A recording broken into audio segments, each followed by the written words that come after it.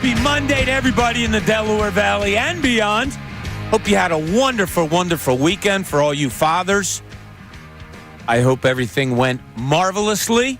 Amy Fadul is with us all day today. How was your Father's Day? Father's Day is always a good day. It is, isn't it? Celebrating all the dads. I hope you had a good day. Oh, it was a terrific day. Good. Glad to hear it. Had all 4 kids under one roof yesterday for the whole day. Enjoyable. It was absolutely awesome after a long Friday and Saturday. It was good to hang out and, chill out. So, Ray Dunn, always good to see you, buddy. Happy Father's Day. Hope you had a great one.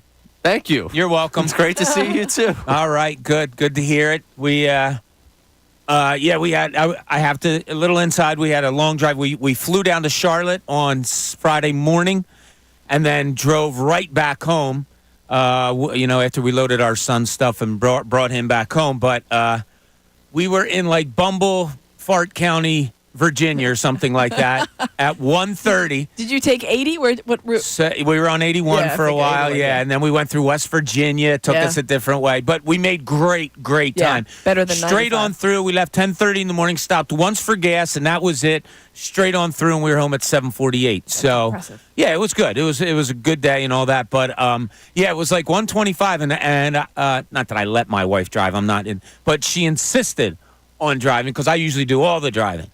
And I said, okay, if you want, why don't you do an hour or so? An hour turned into 2, turned into 3, turned into 4. Oh. She put in 4 hours behind it.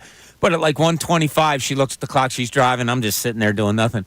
And she says, hey, you got to put on Ray and Amy. I want to hear the last week report. I got a little nervous. She was laughing so hard, I think I saw tears in her eyes. It was a good one. It was a good one. But we're going to get into a whole bunch of stuff today, but we can't do it until we go through the front page. Now, the front page. The stories everyone's talking about. 97.5, The Fanatic. Well, your Philadelphia Phillies, we knew the time was coming. It's okay. You want to fix things? Sure you do. But they lose their 3rd straight series. What, say you, Bob Cooney? What? That's not their 3rd straight series. Sure it is. Because here's the deal.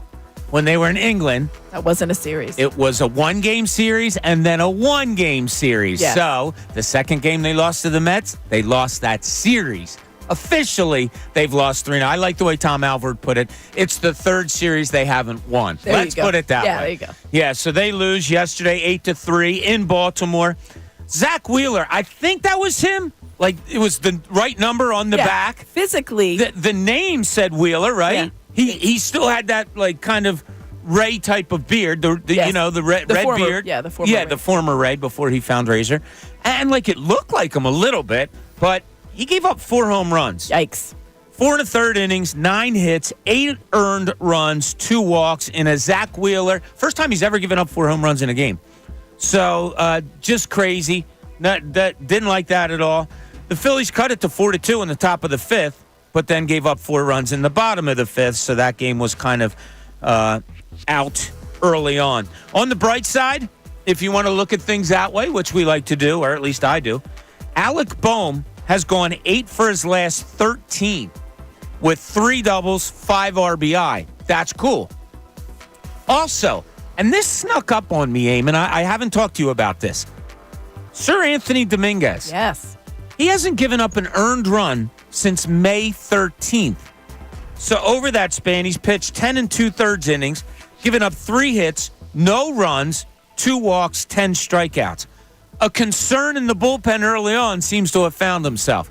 That's the ebbs and flows of baseball. So, however, upset or whatever it is right now that you are about the Philadelphia Phillies, just remember that. It's an ebb and flow season. Rob Thompson gets ejected yesterday. That was as fired up as I've ever seen him. Ever. It's amazing. I could watch it over and over again. I could too. And you know what, Aim? It did cross my mind. I think John may have brought it up today, or somebody brought it up today, that it was probably Thompson didn't mind doing it. That, he was unhappy, and then maybe it went through his mind of, you know what? My team might need a kick in the ass right now. Let me give it to him. Now, I haven't heard anything. I told you guys, this was the most disconnected weekend I had as far as, like, diving deep into everything like we usually do. I just was like, like I said, we had a long day Friday and Saturday, and then I was just chilling. But I don't know if anything has come about of Rob Thompson hitting the umpire with the bill of his cap. I don't know if it even was a thing, but it looked like he did. and got the ejection right then, and then he pulled his hat off. I don't know. We'll see. I know Crux said on the TV, man, if this turns into something, whatever. But Rob Thompson got ejected yesterday. Haven't heard of anything else about that. Phillies are 2-5 in their last 7.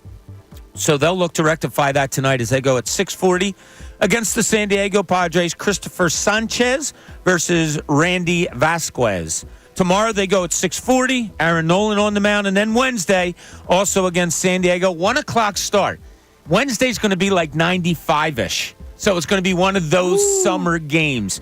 I like Ranger on the... Is there a cooler cat than Ranger Suarez to have out there when it's 95? It could be 105. It could be 7 degrees. It would not matter. We ain't even going to see a drop of sweat on him. Yeah, that's how I'm feeling. So it starts a stretch, tonight does, of 10 of the next 13 games at home for your Philadelphia Phillies.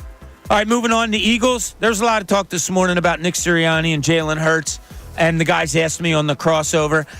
I'm not being flippant on this. I really don't care about this. I don't care what words say. Jeff McClain had a report, and look, you have to report what you hear.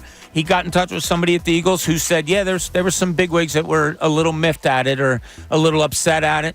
It doesn't bother me right now. It's the middle of June. Words that are said. He didn't say I hate my coach or anything like that, and Sirianni didn't come back with saying, yeah, well, he's got to be better. Like, it's the middle of June. Training camp's over a month away. Like, it's fine. This is so going to blow over. It got to the point where a friend of mine actually texted me. My friend Brian texted me today.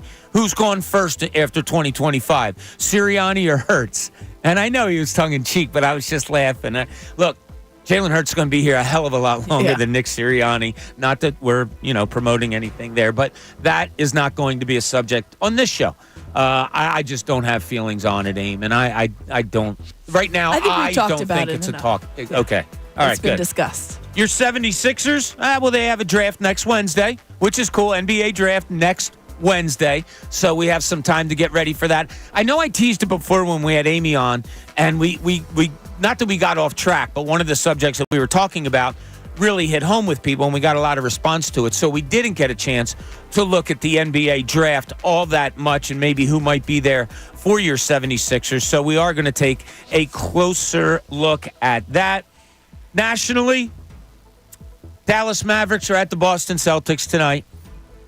Dallas did our own Brendan Gunn a favor by beating the Celtics in Game 4, so he didn't have to be in Boston when they clinched because he was up there watching the Phillies. So that was good. So Boston probably will close it out tonight. I can't see how they don't do it.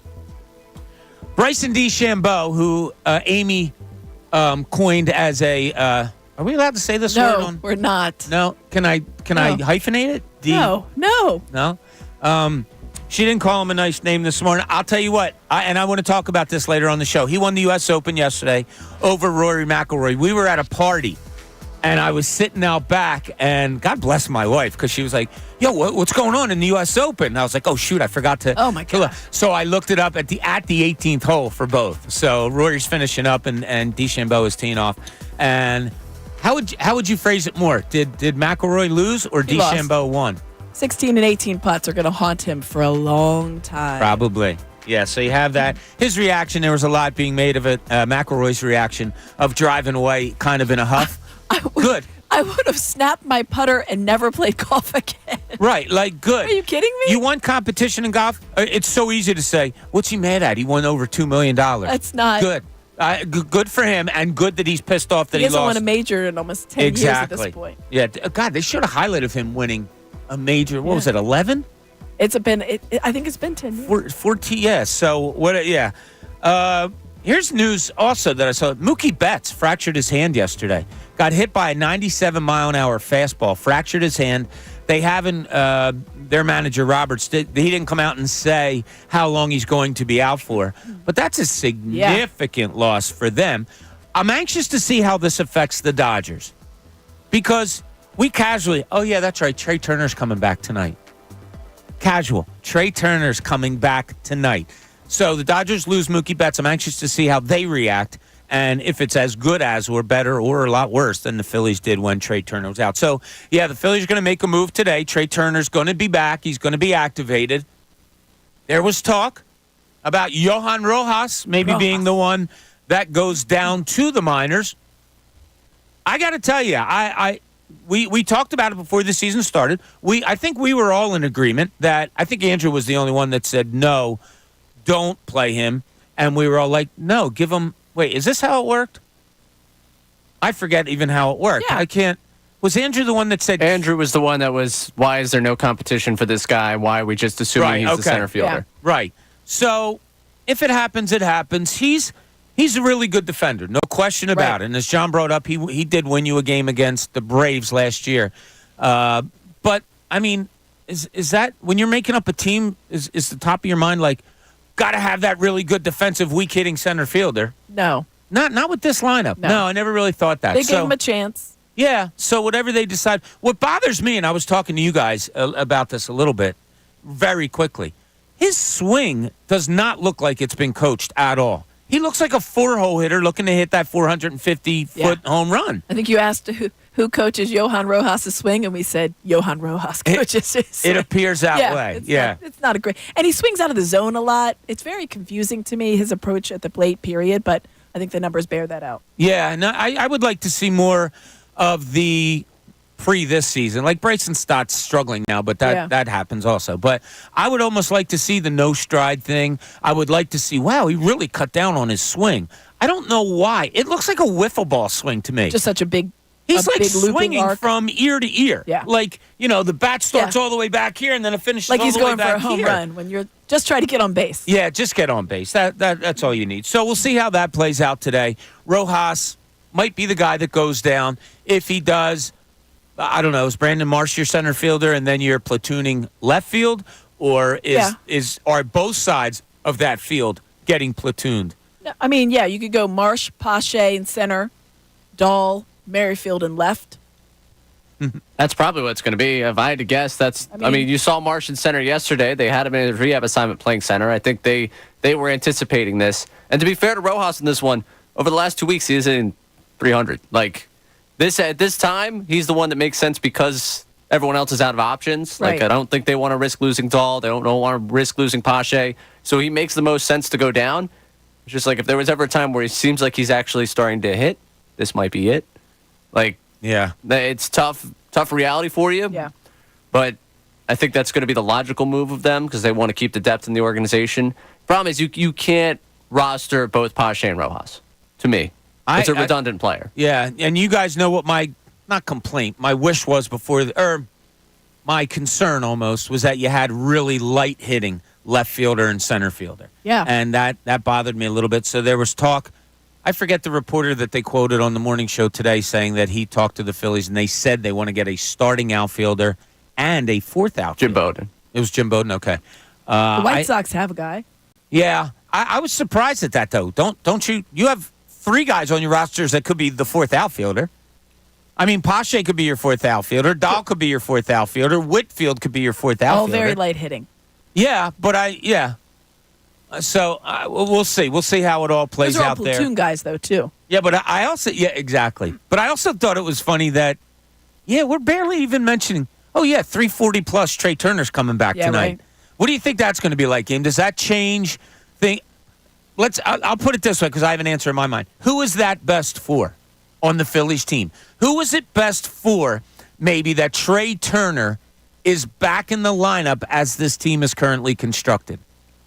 JT, since he's not playing right now, and they need someone to fill up. That's why I say currently constructed because he's not there. He's not there. I go to Castellanos. Yeah.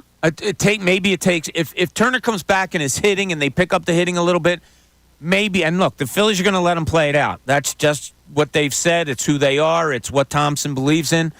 I think moving him back, it would be probably.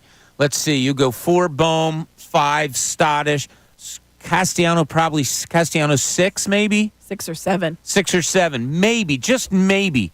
That eases him up a little bit. His approach doesn't talk ease because he just goes up and he's whacking. Every single pitch, every single at bat, the very first pitch, he's swinging. It's you should just go ahead and start 0-2. Yeah, we were sitting in the backyard yesterday. It's the lock of the year. Yeah, so our son Kyle, who's just back up from North Carolina, is with us yesterday for Father's Day, and we're sitting in the backyard watching the game. It says $100, Kyle swings at the first pitch, and he's like, "What?" and boom, swing and miss first pitch. And he looks at me. I said, he does it all the time. All the time. He's trying to work things out. I guess I'd rather it be aggressive than non-aggressive, but I'd also rather it be smart than nonsensical almost. There's nothing wrong with patience at the plate. Yeah. Get a pitch. You've watched now at this point, especially if you're Nick Castellanos batting 6th or 7th, you've watched several batters go through. I mean, do you think that you're going to... I understand that there is some theory behind the first pitch might be the best pitch you're going to get, but he has yet to hit that pitch. And if I'm a pitcher, why would I even give him anything close to being hittable in that first pitch? Yeah, you know he's going to swing. Yeah. It's just so... That's got to be the book on him. And when you're that predictable, it makes it so much more... It's just easier to get you out if you're that predictable. And yeah. I feel like that someone needs to have a chit-chat and be like, hey, maybe, I don't know, take a couple. Yeah. Keep them a little bit off balance for you. The approach, which we talked about endlessly when I was on the morning show with John, the approach of the Phillies team in the playoffs at the end was questionable. Right. And now Nick Castellanos has kind of carried that through. I thought it was really cool in Baltimore. So on Friday morning, when we landed in Charlotte, I had got a text from my sister who was down in the Inner Harbor, who lives in Baltimore, was down in the Inner Harbor early on Friday. She said it was overrun by Philly fans. Now, Ray, you were down in Baltimore this weekend. Was it really overwhelmingly Phillies fans in Camden Yards on Friday, or? Yeah. I mean, you looked around and it was like a sea of powder blue. I mean, I was on the first base side, so looking over the third base side where, the Phils were, it was just powder blue all behind their dugout and starting to look up, and it was funny. You're looking into the lights and you're like, that's not orange. That's red up there. That's Phillies red. That's really pretty much the Philadelphia fans taking over. And I think it was more evident on Saturday, just talking to people who made their way down there Saturday versus Friday. But even Friday, I got down there probably around 6-ish for the 7 o'clock, like got down to Camden Yards, that is, around 6-ish for the 7 o'clock first pitch. And outside, there were some people down there that work in media we were talking to and just were like, thanks for what you're doing for the local economy right now. Yeah, right. I don't know how you guys all made it down here so soon and how you guys have been out in droves all day long getting ready for this game, but we appreciate you guys making the trip down. We're concerned we're being overrun right here, and I think as soon as they got into the ballpark, they realized that they were outnumbered in their own place. It's crazy for a team that is that good, that their 4 sellouts this year are opening day and then this weekend. Amazing. That's it. That is amazing. And you know what I saw yesterday? Alec Boehm walks in the first inning, right? I believe it was after Harper had singled, and then Boehm walked. The camera, now it's right at the plate where Boehm's taking off, all the stuff. You see, people are sitting down. Everybody was clapping. Yeah. Like everybody in the picture was clapping. I wanted to text, my nephew was texting me, who was also from Baltimore, during the game you were at on Friday night, about the Phillies fans and the Phillies and stuff being there. And I said the same thing to him. I'm like, how the heck are you guys not selling out then? Now, you're a young, fun, winning team. Just don't get it. But have to give kudos to Phillies fans once again for it's 3 straight series now. England, Boston, Baltimore. Yeah. Philadelphia is taken over. It's just, it really is amazing. So, I don't want to say they're slumping, but they are 2-5 over their last 7 games, I believe is what I said. Haven't been scoring a lot of runs, which is not good. No, haven't been scoring a lot of runs. Just seems to be a little bit of a downtime. Where does it take you as far as, the emotion of a 162-game season right now? Yeah, I mean, it's hard to get too down on something like this because, as you mentioned, when you think about the 162, it's like, all right, well, there's a lot. That's a lot. There's a lot of series, but we've been riding so high, and you go against a team that on the Friday night game really looked like a World Series type of preview. And great game.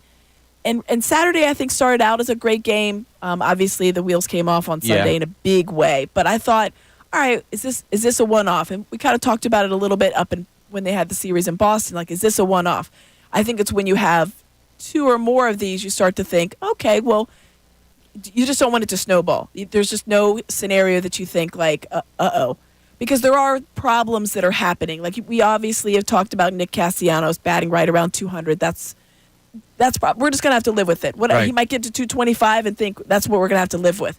All right, check that off. No JT Realmuto until maybe the All-Star break. All right, well, there's another check. Zach Wheeler not looking great. Probably a one-off. Won't check that one yet.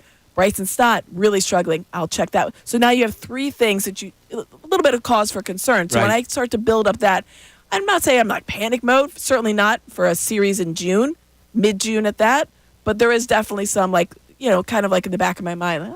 Yeah, a little bit. And then you have to put the positives in there too, right? So Trea Turner's coming back, Alec Bohm. Alec Bohm is hitting. So it is. It's the ebbs and flows and how you overcome them. And I'll tell you what, I'm really ticked off about something when it comes to the Philadelphia Phillies. And it might not have anything to do with your Philadelphia Phillies. I'll explain what that means. Also, we're going to take a look at the standings because I told you every Monday we're going to do that scoreboard watching. We started it 3 weeks ago. We'll take a look at how it went this week. That and a whole lot more. Amy Fadul's with us all day. This is Bob Cooney, Middays, 97.5 The Fanatic.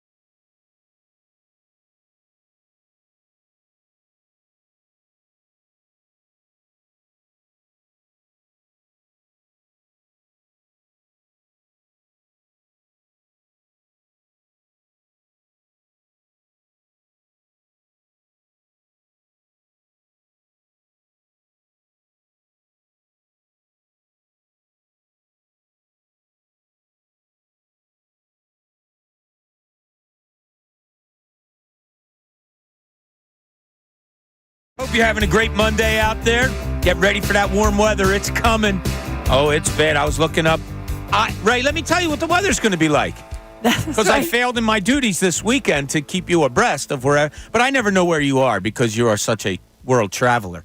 But I was looking like we're talking 96s and 7s and 8s coming up and stuff like that. Yeah, we have a family party. 95, 96, on Saturday. So I look to see, I hope it doesn't rain because, it's in my sister-in-law's backyard. And I look, no rain, but 97. Oof. Yeah, so get ready for that. But that's what summer's all about, right, Ray? That's what it is. That's right. Yeah. Expect warm weather. It's the summer. Now, this did come to my mind. You went down to the Phillies-Baltimore game on Friday. You had a rain delay. Do you think that Ray, Amy, was at all prepared for the rain? No. It's going to rain tonight, was said by a friend of mine. Hopefully the game's over by then. Oh, no way. It's going to rain. Oh, yeah, it ended up raining. That's how that worked. But did you pack anything extra? The people who knew it was going to rain didn't pack anything because the game should have been over. Oh, True. Okay. All right. Just checking on how your life works. That's all. I knew the rain was in the forecast because, believe it or not, when I got down there, they were like, there might be rain tonight. Oh, man, we better be inside a bar by then. So you weren't. You were still in the stadium. Yeah, Correct. I don't know that you would have anything prepared for rain at a baseball game. What would your rain preparation look like? The concourse. Yeah. Yeah, that's probably. I'm not a poncho guy. I'm not a No. poncho. If it's real warm out, I don't even mind if pouring rain. Yeah, you get out of. That was what great. hats It was for. refreshing, honestly. Yeah, It felt good, the rain. Yeah, Kind of warm that night. I could see it. So what is the rules at Camden Yards? Are they still selling beverages after seventh inning, or do they adhere to that rule? Is that a baseball rule or a park rule or what? I think that was could you get beers? Is what I'm saying during the rain delay. The concession stand we were next to was closed entirely. I was more looking for food, so that was long gone. It was all Usually over. they kind of like alternate. Like there's a few that are open. I did not see any open, but I was not doing a lot of moving around. It's a narrow concourse. Yeah. So, It is. It really is. Yeah, you got to It's go an really kind of overstadium. out in like that Utah Street area. And then you're getting poured on. Yeah. So Yeah. I was like, you know That's what? really right. I'll sacrifice. Yeah, so as you guys know, I have relatives down there. I've been to Camden Yards an awful lot, okay? Then took like a 10-year break or something like that I didn't get down there much. Kids, all of that stuff was happening. Went back a few years ago. I got to tell also, my boys and I used to get in the car and go on a Sunday. That would be one of our things that we did and go down. Took about a 10-year hiatus, not wanting to, but life, kind of gets in your way. And then we went back a few years ago. I got to tell you, it wasn't the Camden Yards I remembered. Now, it could have been because the one I remembered, we were in the outfield. I was with my boys, whatever. The last time I went, I think it was with my sister, my brother-in-law and stuff. But the narrow concourses, I don't know. It didn't have that great feeling I had. Really? Yeah. Oh. And it's probably an anomaly. If I go back, which I hope to, very soon, if I go back, it'll probably be like, oh, yeah, here it is. But I don't know why. On that day that I Didn't feel the. We'll bring I you back didn't. down. Yeah. We'll bring you back down We're there. going and down in a couple weeks. Are you? Yeah. You're sitting out in the outfield section. We're gonna sit in the splash zone. Yeah. Bird bath. I was kind of jealous of those people because when I got there, yeah. it was warm. And I was like, I kind of wish, obviously you don't want them to do anything well. Right. But if they're going to do something well, I'd prefer to be out there than over here having to watch Splash it. by Mr. Yeah. Splash. Yeah, you don't want that. All right, I told you guys that I was ticked off. You did. Off. And it started maybe Friday-ish, carried over into Saturday, Sunday full-fledged. Wow. This is the reason. And it concerns the Philadelphia Phillies, but it's not because of the Philadelphia Phillies. I'm pissed at the way Major League Baseball scheduled the Phillies over these last few weeks. Now, I never thought of the England trip being anything more than, oh, that's cute. Mm-hmm. Then we talked to Larry Boa on the Monday before they played when we were at the Brian Dawkins golf outing, and he said, yeah, there's more than a couple of guys that said in the clubhouse, yeah, I wish this was over with. I wish, they didn't have to go. So we started to bring up the question, do you think this is going to be a hindrance at all? And I was like, 2 days, it shouldn't be that bad. They have 2 days off prior, 1 day off after. But then they go 6 games on the road. I thought, well, it's only Boston and Baltimore. It's not that far away. 2 really good teams. And Major League Baseball didn't know, well, whatever. They The would know computer didn't know that they were going. The Orioles are good. Yeah. So you play them, and I'm not saying this just because they lost, but, you're seeing a Zach Wheeler. You're seeing even a Ranger Suarez kind of not look themselves coming back. And then I hear, I believe it was Scott Fransky when I was driving the other night, talking about teams, how they react coming home from a series like that, and it's not good. So you think, okay, well, they're going to do it. They can't prevent it, all of that. But not only do the Phillies come home and have 6 straight on the road, not too far, but still on the road, they don't even get a day off before they come home. Yeah, that was weird to me. Right? You build in the extra days before. There's only 1 day off on your way back. Yeah, and then you go, and immediately, boom. You're in Boston. You go boom. And you go boom. Yeah. And you go Boston, Baltimore. You built in all those extra days. You couldn't build one more in? Just one more day? So, all honesty, I told you guys that I kind of checked out a little bit this weekend. So, it was yesterday, and my wife said, oh, do the Phillies, when do they play again? And I go, oh, you know what? I don't even know, to tell you the truth. Let me look it up. With my mind saying they're probably off tomorrow. Nope. And then I see, boom, San Diego here on Monday night, and I was like, you got to be kidding me. Yeah.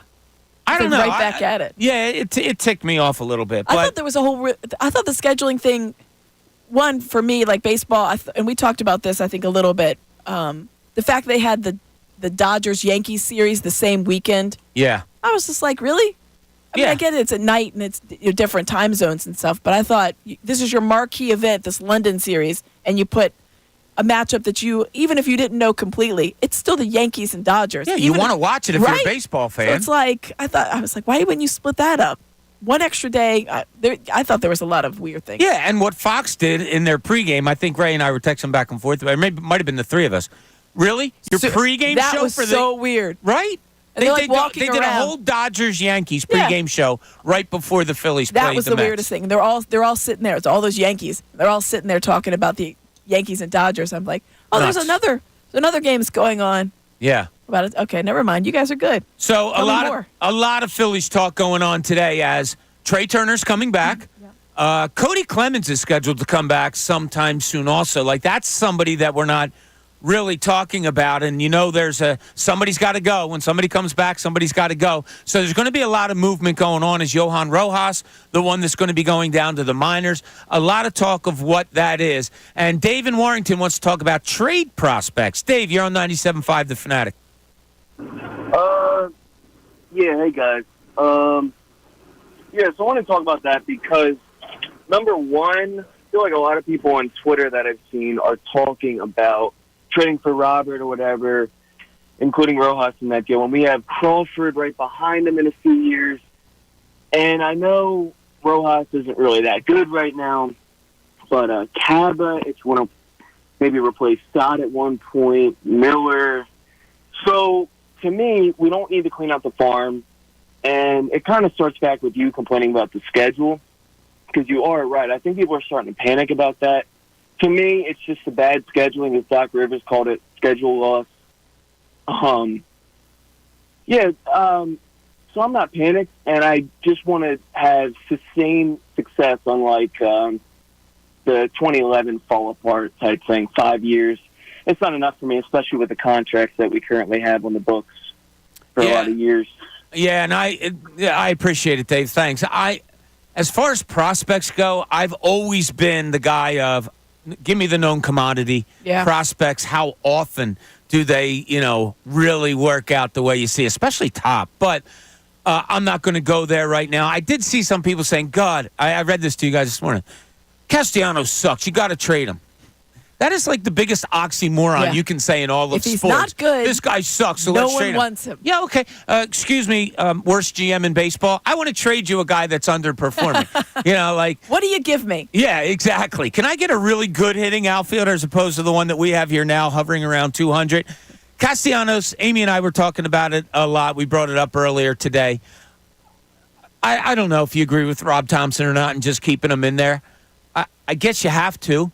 I mean, he is your one set outfit. It's kind of a shrug of the shoulder type of thing.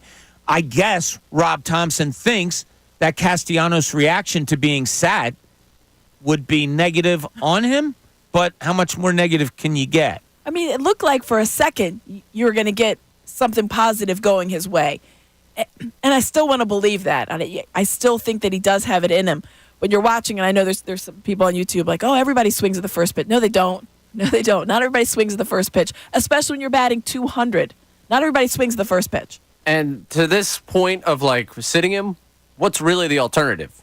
Right. Like it's not exactly Let's get 3 weak hitting Yeah. outfielders out You there. gotta play him. the problem right now. And to me, like we can get into the schedule and get upset about that. The problem to me is that really you went on this stretch without 3 of your regulars. Like Brandon Marsh Yeah. coming back over the weekend Big. is not Brandon Marsh that you're expecting. Like when he comes back, there was going to be an adjustment period for him to Right. get back in there. And it's a real shame that your adjustment period features the pitching rotation of the Baltimore Yeah. Orioles. Like that's just going to be tough for him regardless. Radish and Burns.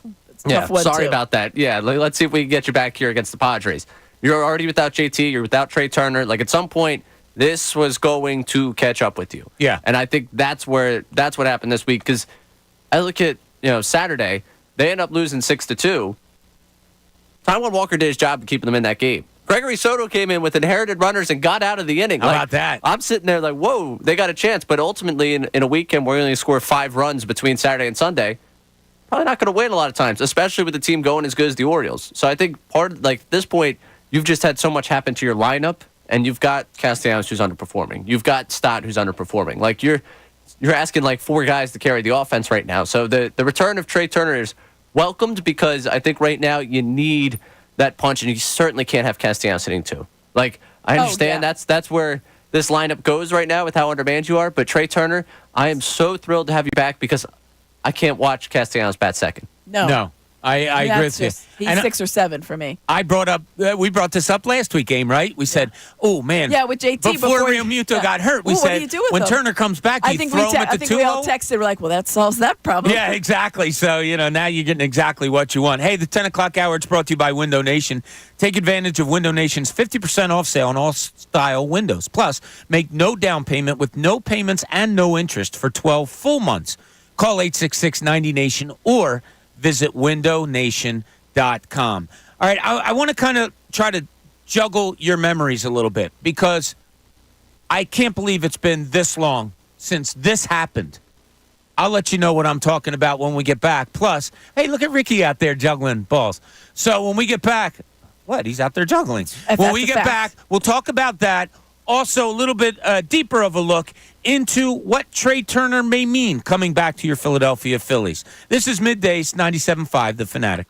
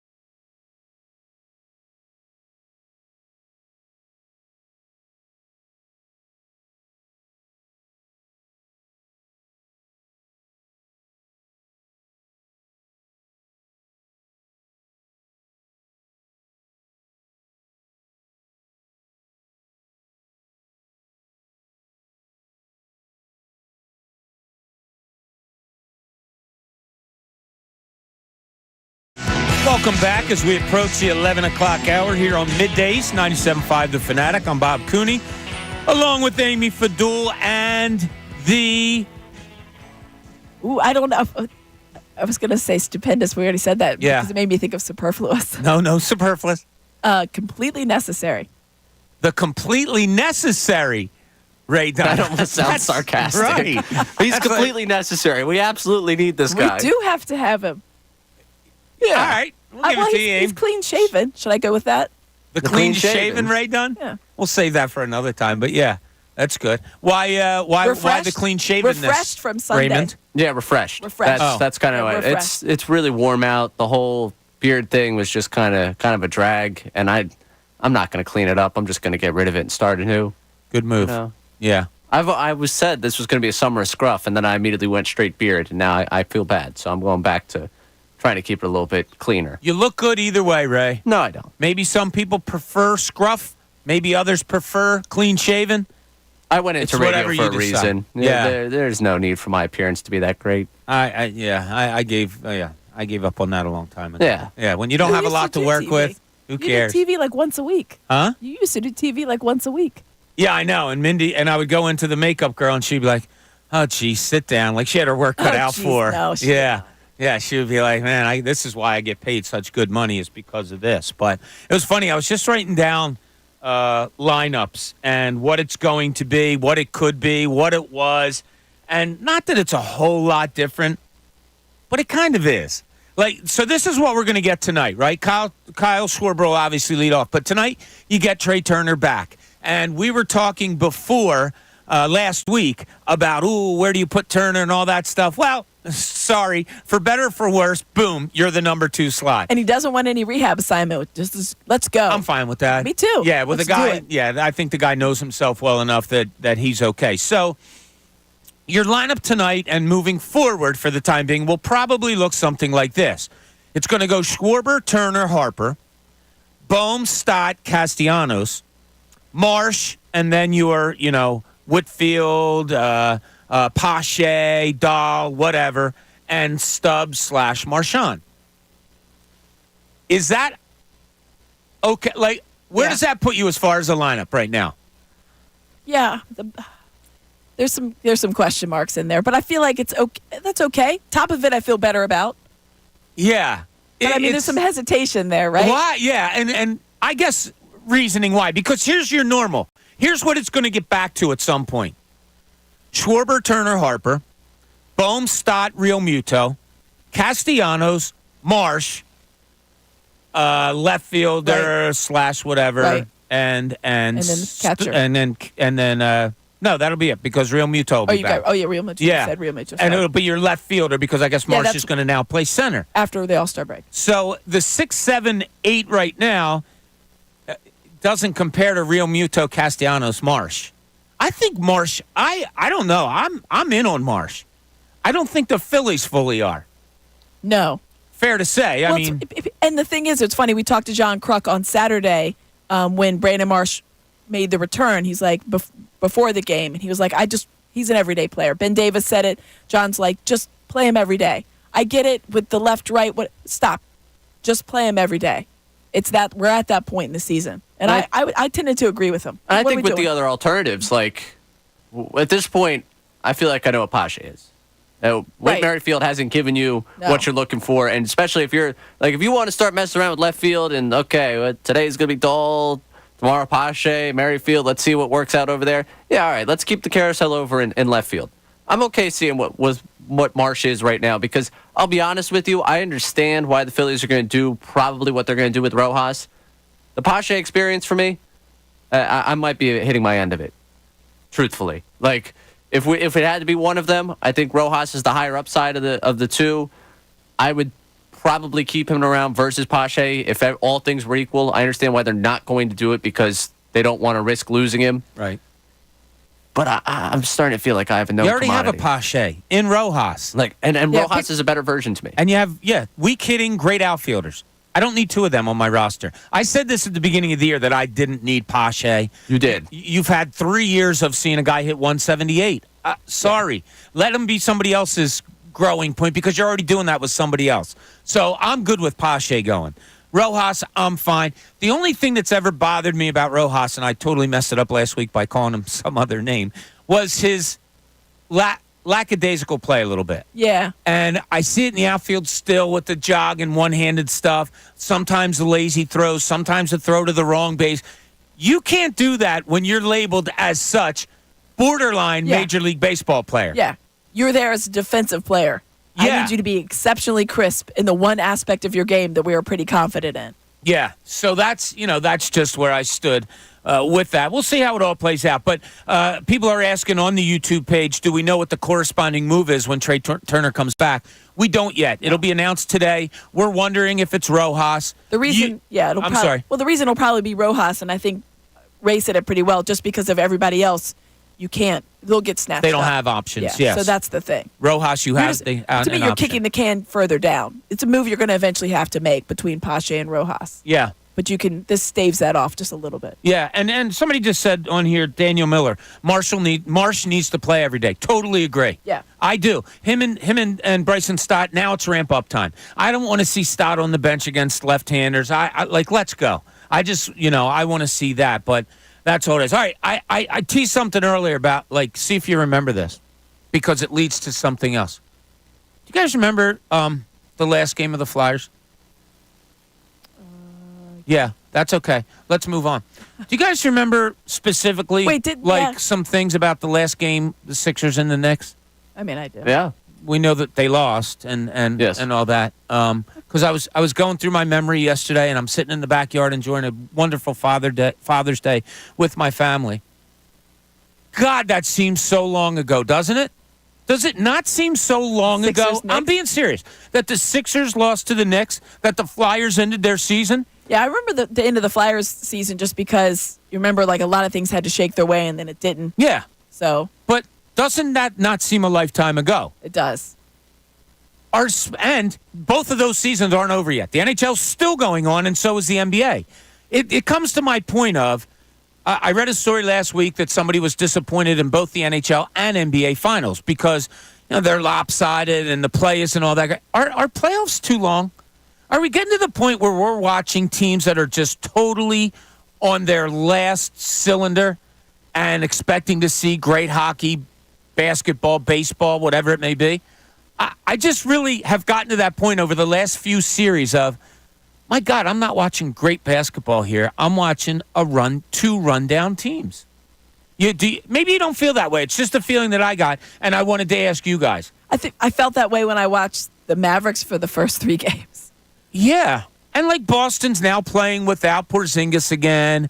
And, I don't know. To me, it just seems like teams are run down and we're watching not the greatest games that they can play. Yeah, when the Mavs, well, the Oilers is they obviously the Mavs won their last game and the Oilers won their last game. Right. I thought that was some energizing type of, all right, well, it's not a series, but at least it was a better game. I thought Edmonton acquitted themselves a little bit more. Boston was just whatever, we're just going to go home and win in Boston.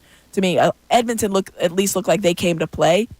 I don't know that Boston came to play or even the Mavs came to play. They just kind of fell into that 38-point win. Yeah. No one showed up on the Celtics right there. Who doesn't mind winning at home, right? Right. It's all right, what's going to go? That's a gentleman's sweep. They're both going to be gentleman's sweeps. Yeah, I think so, too. Yeah, the vibes are so off. I just feel like it's just kind of, and I think it's because it's been 2 lackluster series, too. It's just kind of eh. And we all love watching sports, so to say I would like it shorter, I don't know. But it's a question I did want to pose. Are playoffs just too long? And if so, how do you shorten them? Well, the season, I think we all agree, is too long. I would love to see the NBA, NHL be 65 games. Yeah. But I just think we're seeing guys running on fumes. And we're not seeing great hockey, and we're not seeing great basketball. And we're seeing, okay, who can outlast the other? Does that deem a champion team? Maybe. I don't know, but I kind of wanted to get your thoughts on it. 610-632-0975. Do the playoffs seem too long for you? And this is coming from a guy who loves watching sports every second of every day. But I just don't feel like I'm seeing the best of it. If you would change it, how? 610-632-0975. A reminder, we have Todd Zolecki coming up at 12 o'clock to talk some Phillies. That and a whole lot more. Here on Middays, Bob Cooney, 97.5 The Fanatic.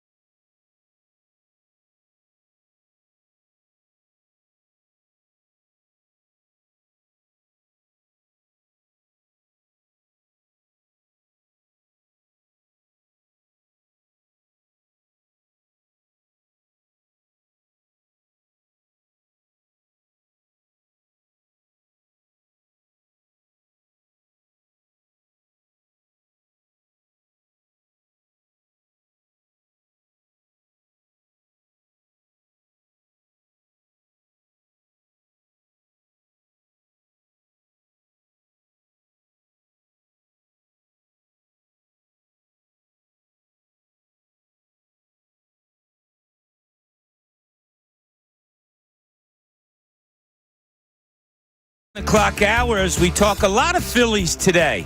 A lot of different things going on with them as far as roster moves, as far as wins and losses, as far as where is this pitching staff right now, because there's some good, obviously, as we all know. I don't know who that guy was wearing what number is he, 45, Wheeler? Yes. I don't know who that was yesterday. It was not Zach Wheeler. Sorry. They found a look-alike.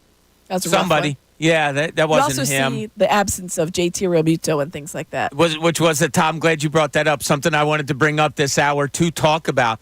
But, Amy, we started this little thing 3 weeks ago. And I said, you know what? Let's make this season a little more interesting in that let's scoreboard watch. Yes. Now, it's not like, oh, damn, they won. No, just kind of a weekly scoreboard watch that we do. So when we started it 3 weeks ago, the Phillies on that Monday were 6.5 games ahead of the Atlanta Braves. Last week, we revisited, Amy. We looked at it again. Phillies 10 games up on the Atlanta Braves. Now we come to this Monday, June, what are we, 16? 17? June. Oh, no, I don't have any. I have so many birthdays and anniversaries in this month that I did not like my family. I wanted to make sure today wasn't one of them, and it isn't. Phillies are now 8 games up on the Atlanta Braves. Okay. Still good. You're going okay, especially when you consider, but you lost Brandon Marsh there for a while. Yeah. JT Realmuto's been out and is going to continue to be out probably until the All-Star break. Trea Turner's finally coming back today. I was legitimately shocked this morning when I went to look up some bright spots for our front page and saw that Sir Anthony Dominguez has not given up a run since May 13th. That's incredible. Another arm in that bullpen. I looked it up on Friday because I kept scrolling back at his stats. And I'm like, you're going back. It's like 2 earned runs since the beginning of May. It's crazy. He's had 2 bad outings this year. And April was a little bit dicey. Yeah, there was a lot of people, though, to be honest. Yeah, and April's April. But so there's a lot of stuff going on with the Phillies. Like, how do you change it? What are you going to do with this roster spot seems to be the biggest question. Trea Turner comes up today. Is it Johan Rojas? Is he the one that goes? Ray and I are kind of on the same page on this. Christian Pache, thank you. Like you and Rojas are pretty much the same thing. I'm going to go with the younger guy. Ray stated it perfectly. That's what I'm going to do. Aim, what would you do? Yeah, I mean, I would probably kick the can further down. I'd delay it. I think the probably the right call is to go ahead and make the move that you're eventually going to make, which is just outright release Christian Pache because you can't designate him. Right. Can't designate him. He's out of options on that regard. So you would that's it. Thanks for playing. We've seen you for 3 years. We know what you are. And stick with Rojas. I think they're going to try to extend that a little bit. I think they'll option Rojas because they can keep Pache around. But I think it's a move they're eventually going to make. You have to make it. Yeah. Right? I think the All-Star break is going to come and go. And you're like, okay, maybe they think they can get something for Pache, put him in a trade. Maybe. I don't know. I don't know what about him that would be, that Depth.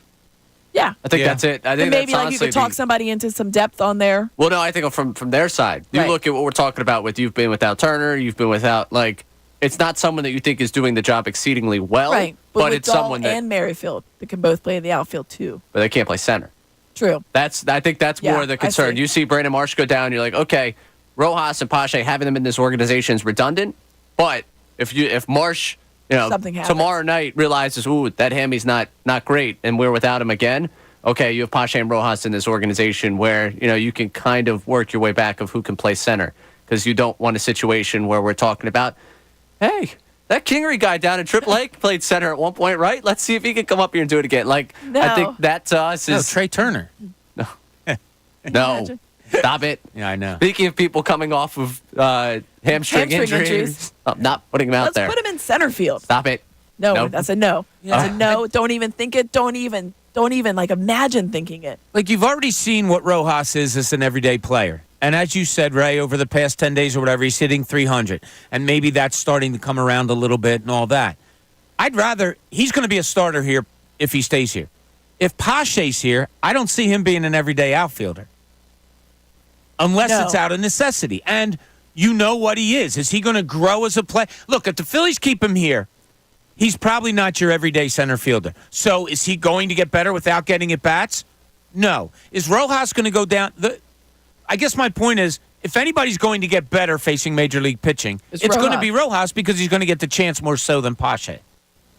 That's just where I'm going. All right, the other question that we have out there, I swear yesterday I'm sitting there and just thinking in the backyard, like, my God, it's been forever since the Flyers and Sixers season ended. Sixers even went deeper because they had 5 or 6 extra games in the playoffs, whereas the Flyers were done at the end of the regular season. But my God, does it seem so long ago since they played?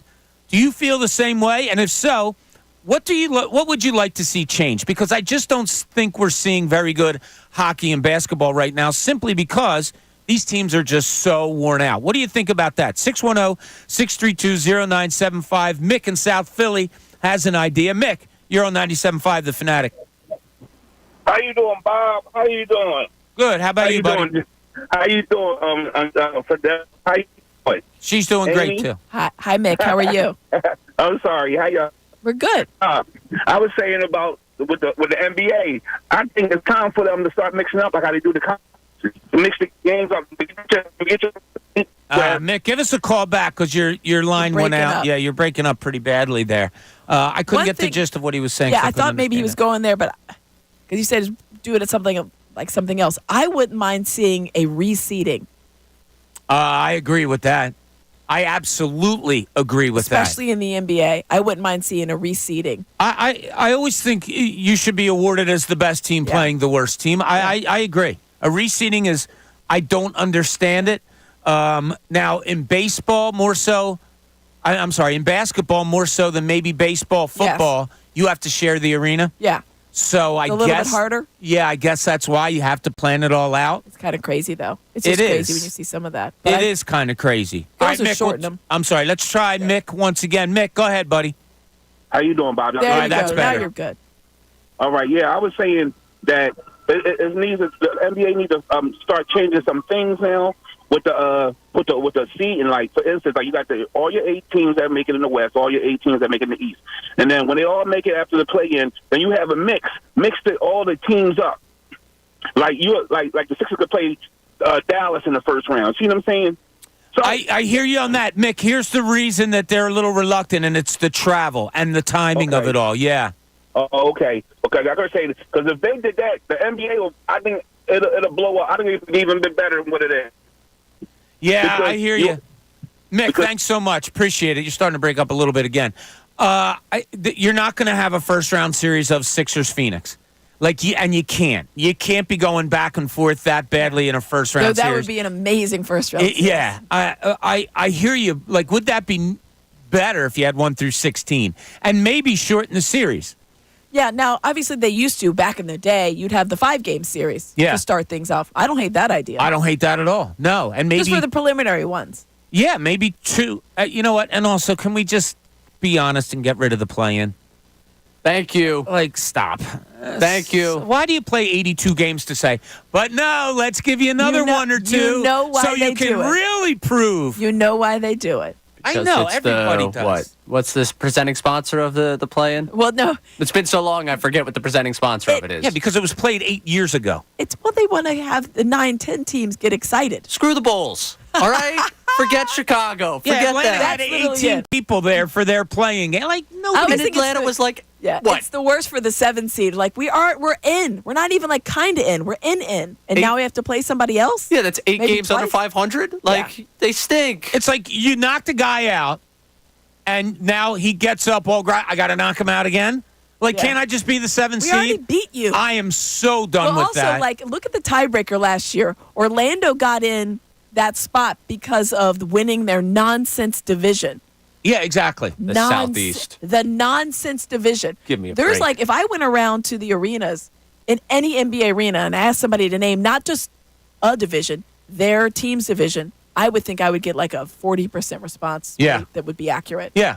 Less than 50-50. Yeah, I don't know. I don't know why this hit me so hard yesterday. And you know what? I have to be honest here. Donna says it to me all the time, and it's been for years. It's become like a running joke. Like, she'll walk by and she'll see me watching a hockey game, and she'll go, is this the finals? And I'll be like, no, they still have to win 2 more series. Oh, my God, this goes on forever. And you say that every year. And she goes, well, it is every year. It goes on forever every year. And then it hit me yesterday. Like, Man, because I thought the NBA game was on last night. I told you I totally checked out this weekend. So I was like thinking, all right, so tonight I'll watch the final NBA. I'll watch the Celtics clinch, and then I look and I say, oh, it's not until tomorrow night. And then I really got into like, my God, this has been so long. And I'm a guy that I get not mad. That's too, but I've said this on the morning show before when people go, oh my gosh, I can't believe it's the 4th of July already. And I always say, yeah, it came after June, which came after May, which happens every year that, every minute has 60 seconds. Yeah, right. And, I do that whole thing. But, man, I swear to God, I was racking my brain yesterday to be like, when was the last time the Sixers played and what happened in that Knicks game? And I don't know. I just think it's too long. And something has to be done. We've spent too much time around one another because literally yesterday on these very airwaves, I said the exact same thing of, man, it just seems like it's been forever since the Sixers played, huh? Really? Yeah. It does feel like it has been that way. And I mean, again, that's the first round versus the second round. And obviously, the other side of the coin is, well, if the Sixers just would win, then it wouldn't feel that long. To go back, though, to the... Maybe. That's a good point. To the conversation about the finals and what the basketball we've gotten, I do think the Mavericks surviving the West versus the Celtics. Like, the Celtics were the best team end to end. They're always going to get there. Right. But the fact that the Mavs had to survive the West, and that seemed to be a whole problem versus the Celtics getting the Heat without Jimmy Butler, getting... the Cavs, which, oh, man, the Cavs. Yeah. Whatever. That Cavs Magic series was the real play-in, but I'm going to forget about it. I'm going to let it go. It's been months since we've talked about it, so I'm going to move past that. And then getting the Pacers, I do see why the Mavs look like they're kind of beat up, and the Celtics are just like, yeah, we're just going to walk to this one. Yeah. They have kind of strolled, haven't they? David in Burlington, you're on 97.5 The Fanatic. What's going on, David? Hey, good morning. Morning. To everyone. And with all due respect, especially to the cool Amy Fadul, I just watched on the City post game, so I'm geeked up. I get to say hi. Thanks. But anyway. Thanks, David. But I may be being a little harsh on the Sixers organization, but what I would love to see is a front office where they put their ego to the side and are not so stuck on what they believe that they'll watch something happen right in their face, but still deny what they're watching. That's just me. Like what? Give me an example, David. Like what do you? Is there a specific or? With Daryl Morey. It's like this gentleman seems to be just stuck on, if I believe a guy's a star, no matter what, I gotta have him. I won't change. And I'm just going, bro. Like, we just got beat with a team with one star and a bunch of great role players. And we're watching teams with 2 stars and really solid role players get to the finals, but you're stuck on, I needed James Harden. I need Paul George, and I just like, bro, that's your ego. That's not what. That's just my opinion. Now, maybe being a little bit harsh. You'll let me know because I trust you. No, that's okay. That's okay, David. And thanks for the call. The only thing I'll question is, so Daryl Morey goes after the best players available. Yeah. I mean, if you were to give me a description of a GM of any sport, wouldn't you say to that, oh, cool? I think David's trying to say, maybe go for the best players that fit the team. So I was going to, that's funny you said, because I was going to say to him, so David, you're more into fit than stardom. Yeah. And that's the thing. So I don't know, and listen, obviously I didn't cover Daryl Morey when he was in Houston, but based on what he's done here, I think that he is the type of GM or director of player, but a president of basketball operations type of guy that isn't just so set on it, like, I've got to get a star, and that's what I'm going to do, and I'm going to do it at the detriment of everything else. I do think that this year he realizes it's not a giant free agent market. There aren't just stars aplenty to go pick and choose from. Yeah. And I don't think he's going to hitch his wagon to one if it doesn't work. That I do believe. David, I think, was trying to say, like, you can't just say you're going to go star hunting and then can't pivot off of it when you don't get that. I don't know that he's that way, but that would be a terrible way to be as a general manager or anybody that's, directing any kind of player operations. Yeah, and it's interesting because you need a really good scouting staff right now if you're the 76ers. Like, we can't say it enough. You have one guy under contract before you sign Tyrese Maxey. Yeah. I have never, ever in my life, sports life, seen anything like this going into a... Like, the NBA draft is on Wednesday. We're going to go over later on in the show a week from Wednesday. Oh, yeah. What did I say? Wednesday? I just wanted people to think that it's coming up. I'm sorry. A week from Wednesday. You're good. And like, if you think about it, have we talked a lot about who they could get at 6? Have we talked about how much number 16 might impact this team? The only thing I've really brought up, and we're going to give you some names later and styles of play to see if you agree with if they should be a pick or should not be a pick of the 76ers at 16. But I think they need to hit really big if they stay at 16, to me, on a playmaking point guard. And I'll tell you what, I watched it this weekend on Twitter. I shouldn't have. I went back and watched. Somebody posted, hey, see if you remember this guy. The best, minute and 42 seconds of Ben Simmons. I knew you were going to say it. I knew it. I knew you were going to say it. Aim, I'm telling you, Aim. That is like going up. I know. The girl that got away and calling her again and being like, hey, what's up? No, don't do it. It's not. And look, I'm not saying get him back. I am not saying get him back. What I'm saying is, oh my gosh, exactly that kid was so good when he was good. You asked me, who is the...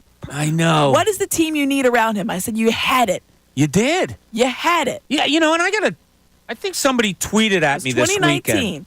Yeah, somebody tweeted at me this weekend like, yeah, Bob, you brought up that team with Butler and saying that was the best team around. Don't you remember he shot 4 for 14 in a game? I'm like, oh, okay, man. I don't know what to tell you. Joel Embiid also wasn't Joel Embiid at the time. Yeah. Now he's Joel Embiid MVP. I'm sorry. If you rode that team out for a few years, I don't know. I think you had something pretty special there where you just had to kind of fill in some pieces off the bench. That's why it's so infuriating. You can't go, he's going to start posting. It's the summertime. He's going to start posting on Instagram. Don't fall for it. Okay, don't fall for it. We all know here in Philadelphia we're not going to fall for it. But it's so hard to watch because that's exactly what they need. He is a quintessential, the number one type of player that you need to play with Joel Embiid. Yep. He creates for others. Yep. He plays inside. Yep.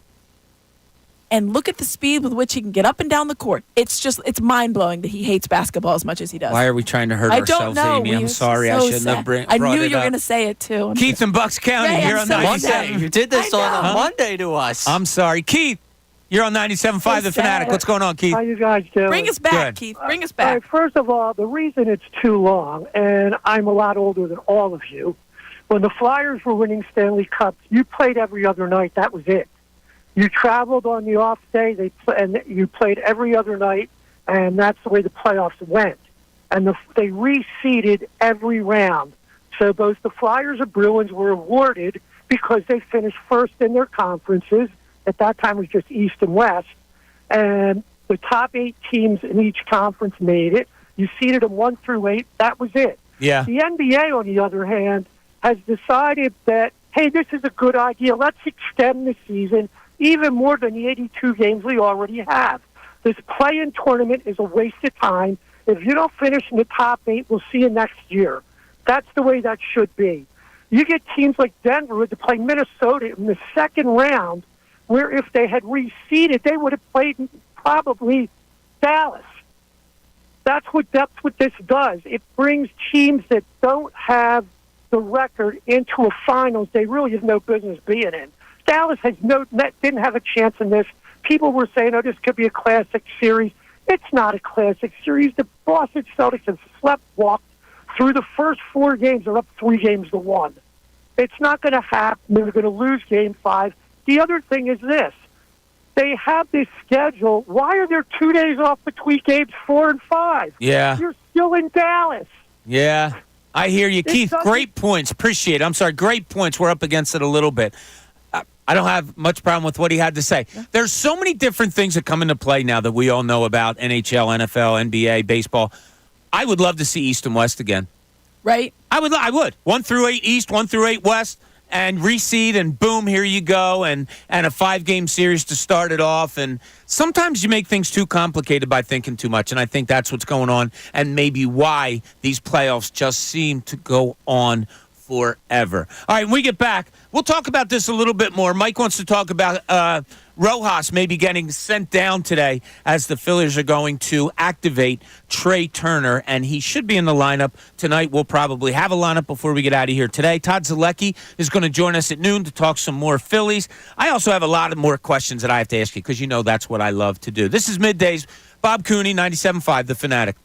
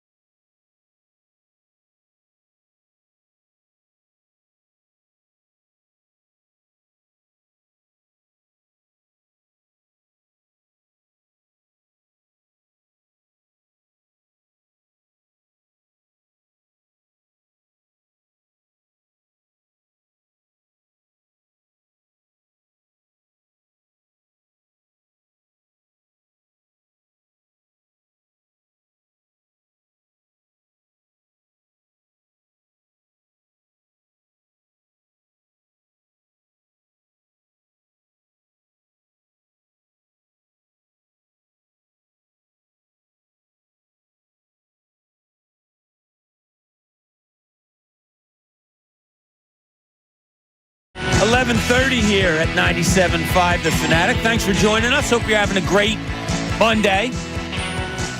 As we begin the week, the Phillies have the Padres tonight after a not-so-great series of games that they had. Last one in England, up in Boston, down in Baltimore. Not going all that great right now, but the big talk, Trea Turner is going to be coming back today as he will be activated. I'm sure he'll be plugged into that 2-hole in the lineup. Immediately. Like, we're not going to ease you at all. And I'm sure Trea Turner... He's been watching. He's been with the team. Yeah. He gets it. And he knows also that, like, it's kind of go... Like, he's cool with it. Yeah. I don't think there's any ease back. Like, here I am. Let's go. And that's why he didn't do a rehab assignment. Right. He was like, I'm ready. He's been working out with the team. We've seen him running, whether it's at Fenway in London and then obviously now at Camden Yards. He's ready to, he's like, let's go. Let's do this. Let's go. It is go time. So the big question is who goes down? And it looks like, it doesn't look like. There has been speculation from a lot of people. Is it going to be Johan Rojas? Right. We should find that out, I would think, before we're done the show today. Yeah. So we'll keep an eye on that for you. And see what goes on here. Ray and I are both of the Christian Pache. Thank you. Love you for the little bit that you've been here. Teammates love him. I think Brandon Marsh, when he was asked about who would be in his rock band, he put in Pache. He sure did. Right? Which I thought was great. That is cool. And it's great. I think anybody what that was comes... the name of it again? Stay Loose and Sexy. Yeah. That's a good one. Yeah, that is. Off the top of his head, running off the field. Yeah, that's the thing. Okay. If you remember that game, he was mic'd up during it, and he was like, in the middle of an answer, which was that, what you call, who would be in your band? Not just like, hey, how do you like baseball? Yeah. Something that probably he's answered 1,000 times, something that he has to come up with. He said he's answering, he stops, he makes the catch, and then finishes his answer, he's going in. I'm like, I mean... That's cool. And I was a little ticked at the announcers for asking him a question he really had to think about. Yeah. I don't want my man thinking when the game's going on, exactly. But it was cool. We'll see what happens today. So you're on board with what, Aim? I understand why you're not going to make the move Pache or Rojas right now because you have an option with Rojas. But I feel like you have to make that move eventually. So maybe you just rip the Band-Aid off. But no, I think it'll be Rojas, even though if it's Pache, you're okay? I'm okay with it because you're going to get rid of him anyway. Okay. All right, good. Mike in Lehigh Valley has some thoughts. Mike, you're on 97.5 The Fanatic. Hi, how are you guys? Good, Mike. Hi, Mike.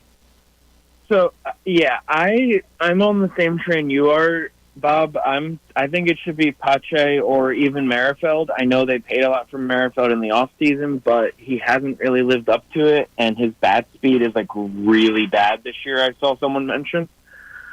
I think it should be one of those two because Rojas can't grow as a better player unless he's seen Major League pitching, and he won't see that in AAA. He'll see some prospects and some other pitchers who might not be that good anymore, but he won't see what he needs to grow as a better player and a better hitter. Yeah, and if they keep him here, I don't think he's a platoon player either, Mike. I think he's playing every day, right? Yeah, I would think he would be, especially with how I know you might have mentioned it earlier as a joke about putting Turner in the outfield, but I definitely think that's where they're going in 2 years. With Miller learning short and tearing up short so far in single A, and Turner knows outfield. They kind of need someone there. Yeah, I got to agree with Amy on that. Anything they're going to do, they would switch Stott and Mike. Turner. That's the only thing they would do. Yeah, and Aiden Miller, I don't know. I mean, we'll see. You have a lot of guys over 30 on this team. Aiden Miller is in, his second year of minor league baseball? There's going to be room for him somewhere. Don't know exactly where yet, but that's time. The Aiden Millers of this organization, that's a few exits down the road. I like when people say, and listen, he's not wrong. Trea Turner has played in the outfield. Right. It was 8 years ago, and I think he played 40 games out there. And he is 31 years old right now? And Mike was talking about 2 years down the road. I don't know if I'm putting a 33-year-old. He was saying that's where they're going to.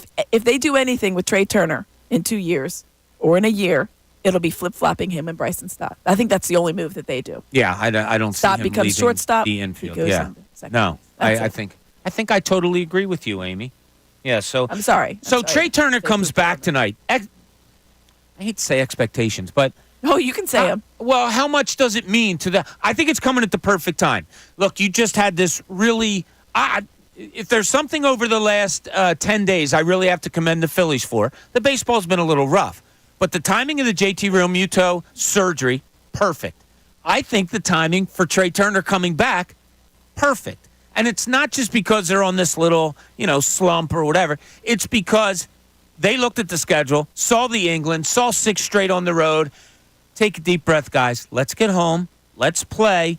Oh, yeah, here's Trea Turner for you. I think it's perfect. And just we were talking about the lineup and how everybody's had to piecemeal it. Oh, you got Nick Castellanos batting second, which is just not good.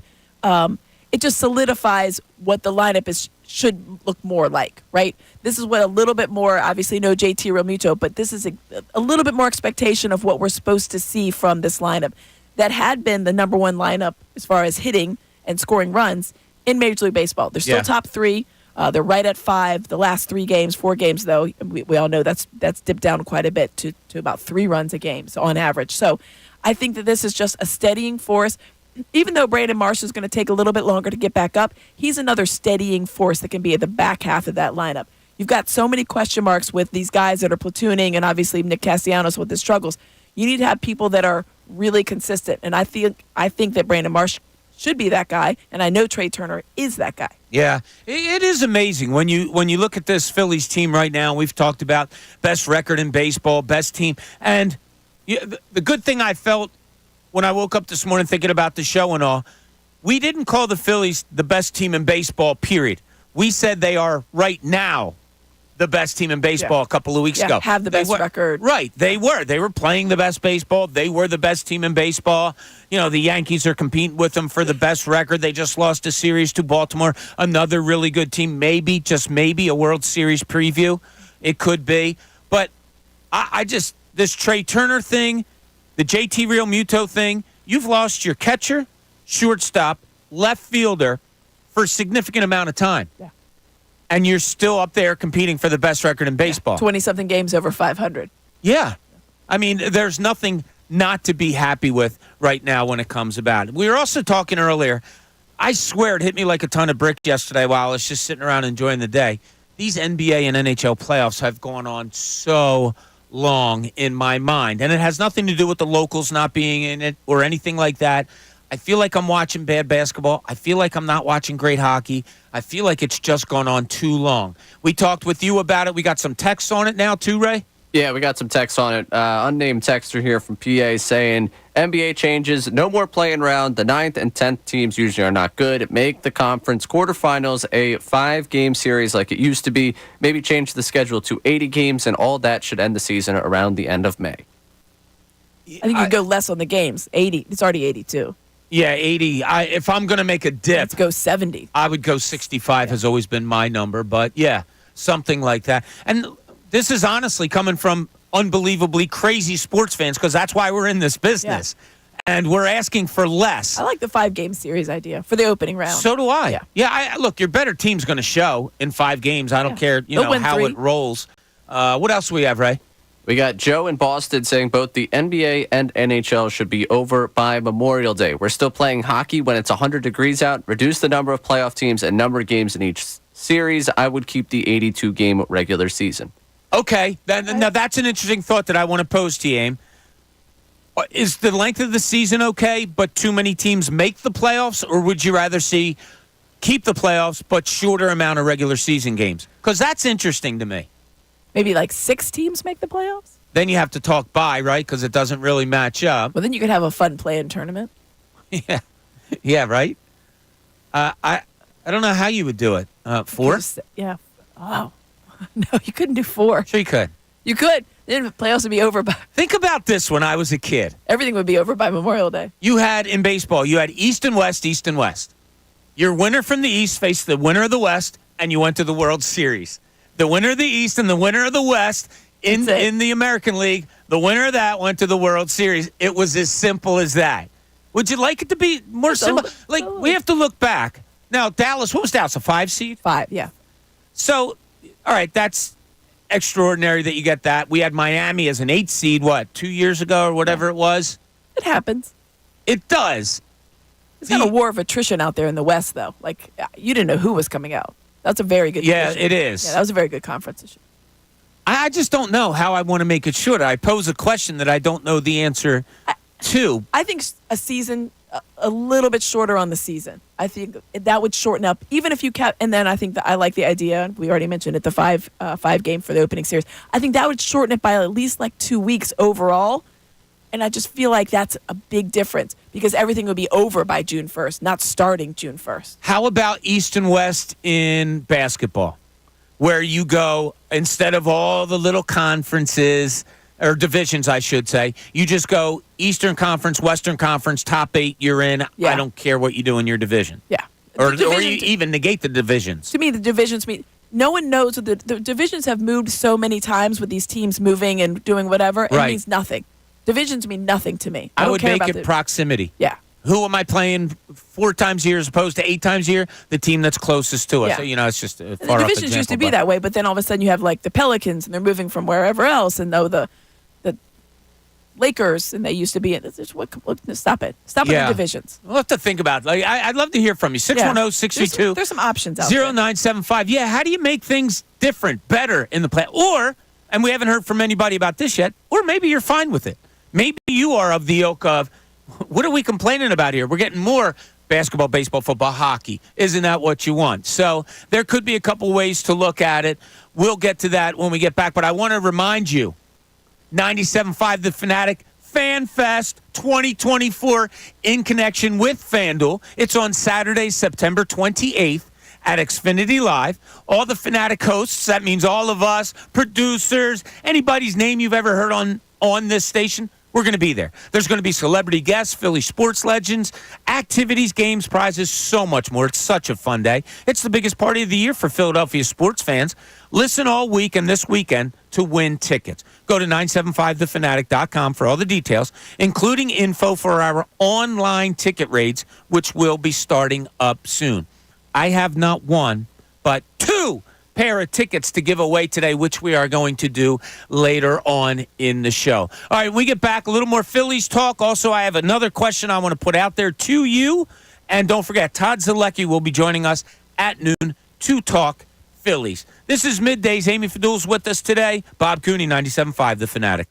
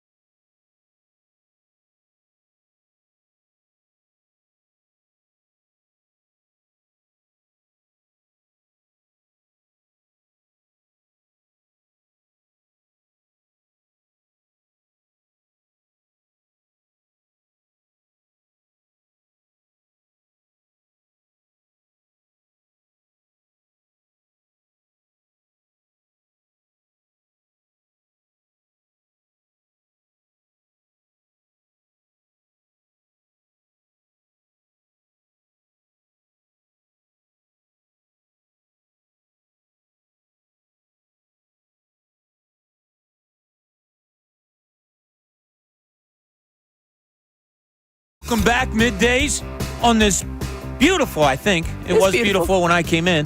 Monday morning, we got a heat wave coming up, so everybody take care of yourselves. Ray, I had a tweet that told me to tell you, easy on the adult beverages in the heat if you're going to be outside because it is dehydrating. So You got a tweet on that? I did. I think it was to me. I don't know if you were included in on it. No, I was not.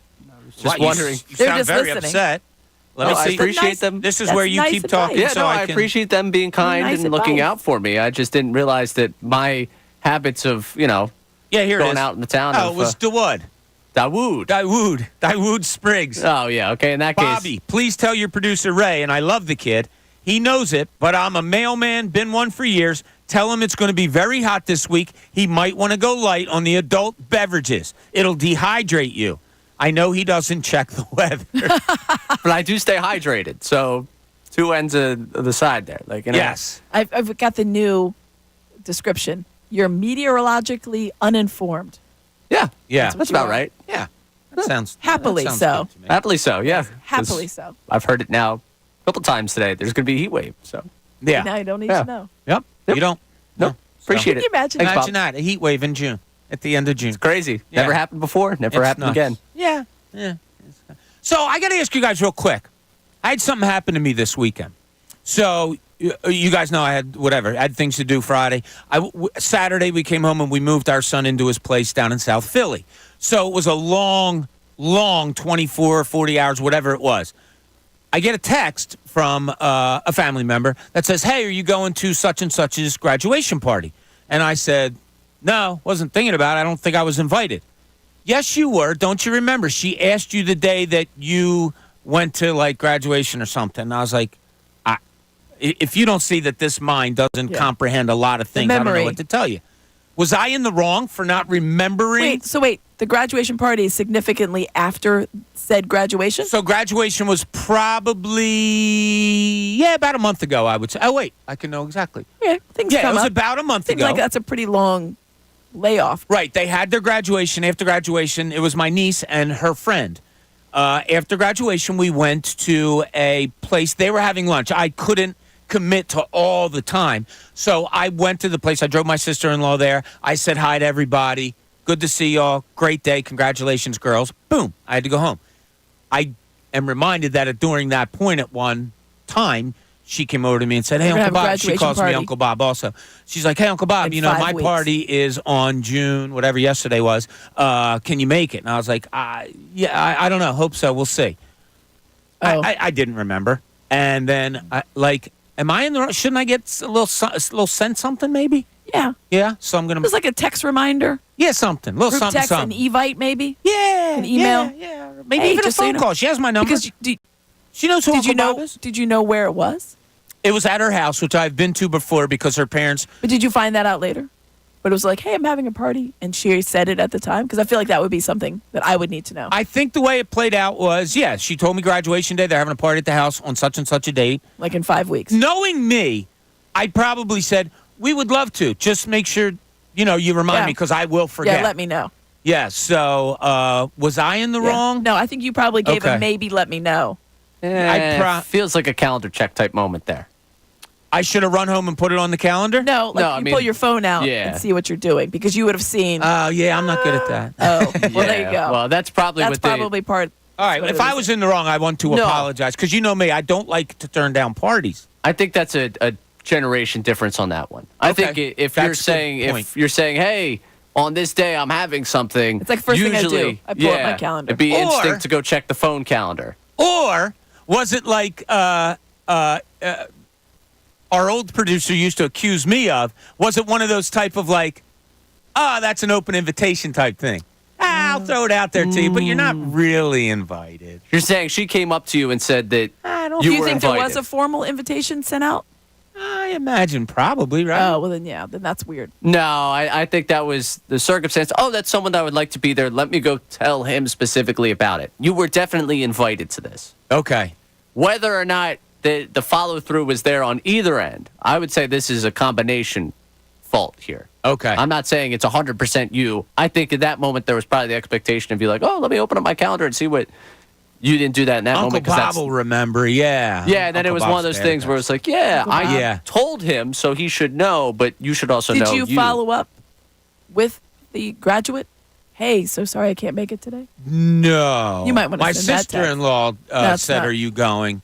And I was like, I wasn't invited. So I had that conversation with her. And then I said, if we can swing it somehow, we'll try. But we had a long weekend. So I was like, yeah, sorry, we're not going to make it. All right. So, Reggie, I'm sorry I didn't make your party. You know how much I love you. Yeah. You're the greatest. Happy graduation, So, though. Yeah. Happy graduation. Yeah, just remember, with Uncle Bob, You got to a write it follow-up down. text would be important. Yeah, maybe Yes. like Or write it on my forehead exactly. right at the Get a time. pin out for his hand. A follow-up call, actually. Better yet, call Aunt Donna if she's not there and let her know Yes. what you just told Uncle Bob because he's not going to remember. Probably a better call. Okay, there was a big conversation on the morning show today, and they've run with it for a little bit. And it's about the way Jalen Hurts answered a question about Nick Sirianni, the stuttering, basically saying, I have no idea what he's really doing here. I don't know. Now, I mean, it wasn't that egregious. well, that's what I said, basically. So Jeff McClain came out on his podcast and said that, yeah, there were some higher-ups in the Eagles organization that weren't real thrilled about the way he answered the question. Like I said, I am not going to go dive deep into this because come, August 1st or whatever, when they finally get out on the field, yeah, it'll be a question that's going to be asked. It'll be a question that'll be answered more properly. Boom, it'll be done. I think all avenues, though, of this questioning of Jalen Hurts go to one place. And I think this will answer it a little bit better. He's not a fan of Nick Sirianni's. I don't think that's a big surprise. Yeah, that's it. I feel like we talked about it last week. I'm sure there was conversations had after Jalen Hurts' press conference, like, hey, you know the starting quarterback should give a little bit more of a non-answer. And Jalen's like, all right, duly noted. Nick Sirianni could have called him and been like, yo, dude, what was that about? My bad. And Hurts might have been like, yeah, I was caught off guard. My bad. I didn't know what to say. Or maybe the two of them just don't see eye to eye on a lot of things. Maybe, when one of them looks at sunshine, the other one sees rain, and they just, they're just not like. Just because you're in the same work environment doesn't mean everybody's going to get along and like each other. I think we just have to come to that realization. I am not saying that I believe they don't like each other. I'm saying that there's a good chance that Jalen Hurts looks at Nick Sirianni and says, yeah, that's not my type of dude. And that's okay. That's all right. Yeah, I'm fine with it. So I just wanted to close that. I didn't want to ignore it because it was such a big conversation on the morning show today. I don't see it as this is why we have different shows. My opinion, and maybe you disagree with us on our YouTube page or as listeners, that we should dive into it a little bit more. I don't have a lot to say on it, so I'm not going to make stuff up. I just don't think it's a big deal. No, I think we talked about it. Yeah, I think we did. For us. He could have given a better answer. He didn't.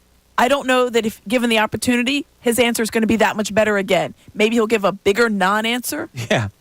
Maybe he'll give Nick's doing whatever it is that he's going to. But I don't care. Yeah, and like I said before, I never, ever call for anyone's job. Never, always ever. a non-answer. I think Jalen Hurts will be here long after Nick Sirianni, and we'll just leave it at that. So when we get back, Todd Zolecki is going to join us to talk about Phillies. Maybe, just maybe, has an answer on who's going to be gone as the Phillies get Trea Turner back today. One of the best hitting shortstops in all of baseball. Oh, yeah, he's returning to the Phillies lineup today. We'll take a look at that and a whole lot more. This is Middays, Bob Cooney, 97.5 The Fanatic.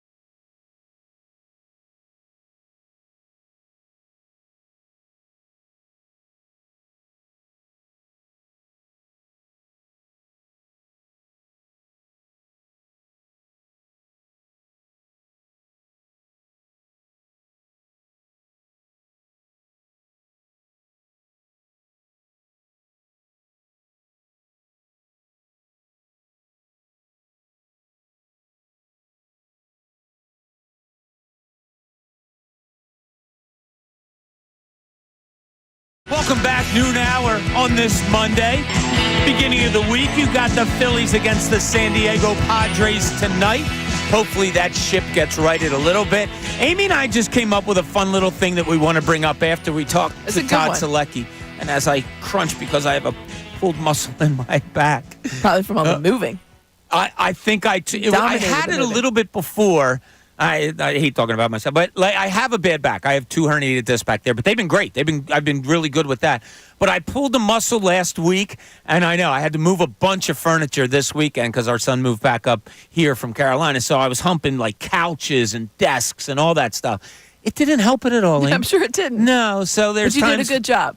Yeah, your son is very appreciative. I'm very happy of everybody in our family that all helped out. But we're going to play a little game here, and it is precipitated by Ray Dunn, yes, and someone else at this station. So we're going to put a little fun thing out there. Ray doesn't even know what we're talking about because I'm very scared. Because between segments, while Amy and I are working, he's having like a little social hour over there. That's what he does. He's planning his next 85 vacations, I think. Yeah. So we have a lot of questions. All right. Wow. I don't like it when the two of you start working against me. Yeah, I got it on my side this time. We have a lot of questions about the Phillies, and from MLB.com, Todd Zolecki's going to answer some of them. Todd, how you doing, buddy? Good. How are you guys doing? We're doing great. Great to have you on our Comcast Business Hotline. So the question of the day, Todd, is Trea Turner's coming back. You know what that means. There's not enough seats in the clubhouse for everybody. Who's giving up theirs?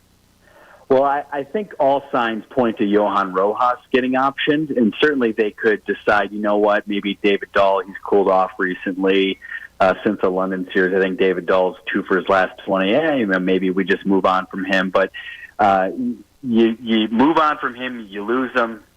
He could go somewhere else. Johan Rojas has options. He certainly hasn't been producing offensively. It's no secret, or it's no coincidence in my mind that Brandon Marsh on Friday in AAA in his final rehab game played in center field. It's no coincidence that he played in center field yesterday. So I do think that all signs point to Rojas getting option. Could be wrong. Find out in a few hours, but that would be my best guess at this point. Todd, when you're looking at this team right now, and obviously the London series, though so much fun, everything kind of got pushed around a little bit with the scheduling of the days, and you see the rough outing that Zach Wheeler had, and you saw maybe not so the offense scuffling a little bit, albeit against the Orioles, a very good team. Any cause for concerns? Obviously, too high of a word, I think, but just something in the back of your head, thinking you just don't want this to snowball, or is this just one of those things with the London series and the way it was scheduled, them coming back with 2 straight series on the road? It was just kind of an anomaly. Yeah, I think it was something that just cumulative effect. Their last 20 games, they were in Colorado, they were in San Francisco, they were in London, then they finish up with 2 teams in the AL East. The Red Sox under 500, but they've got a really good offense and they've got some decent starting pitch. And of course, the Orioles are potential World Series team. So I think everything kind of conspired against them a little bit in this 20-game stretch. Like I said, they're 10-10.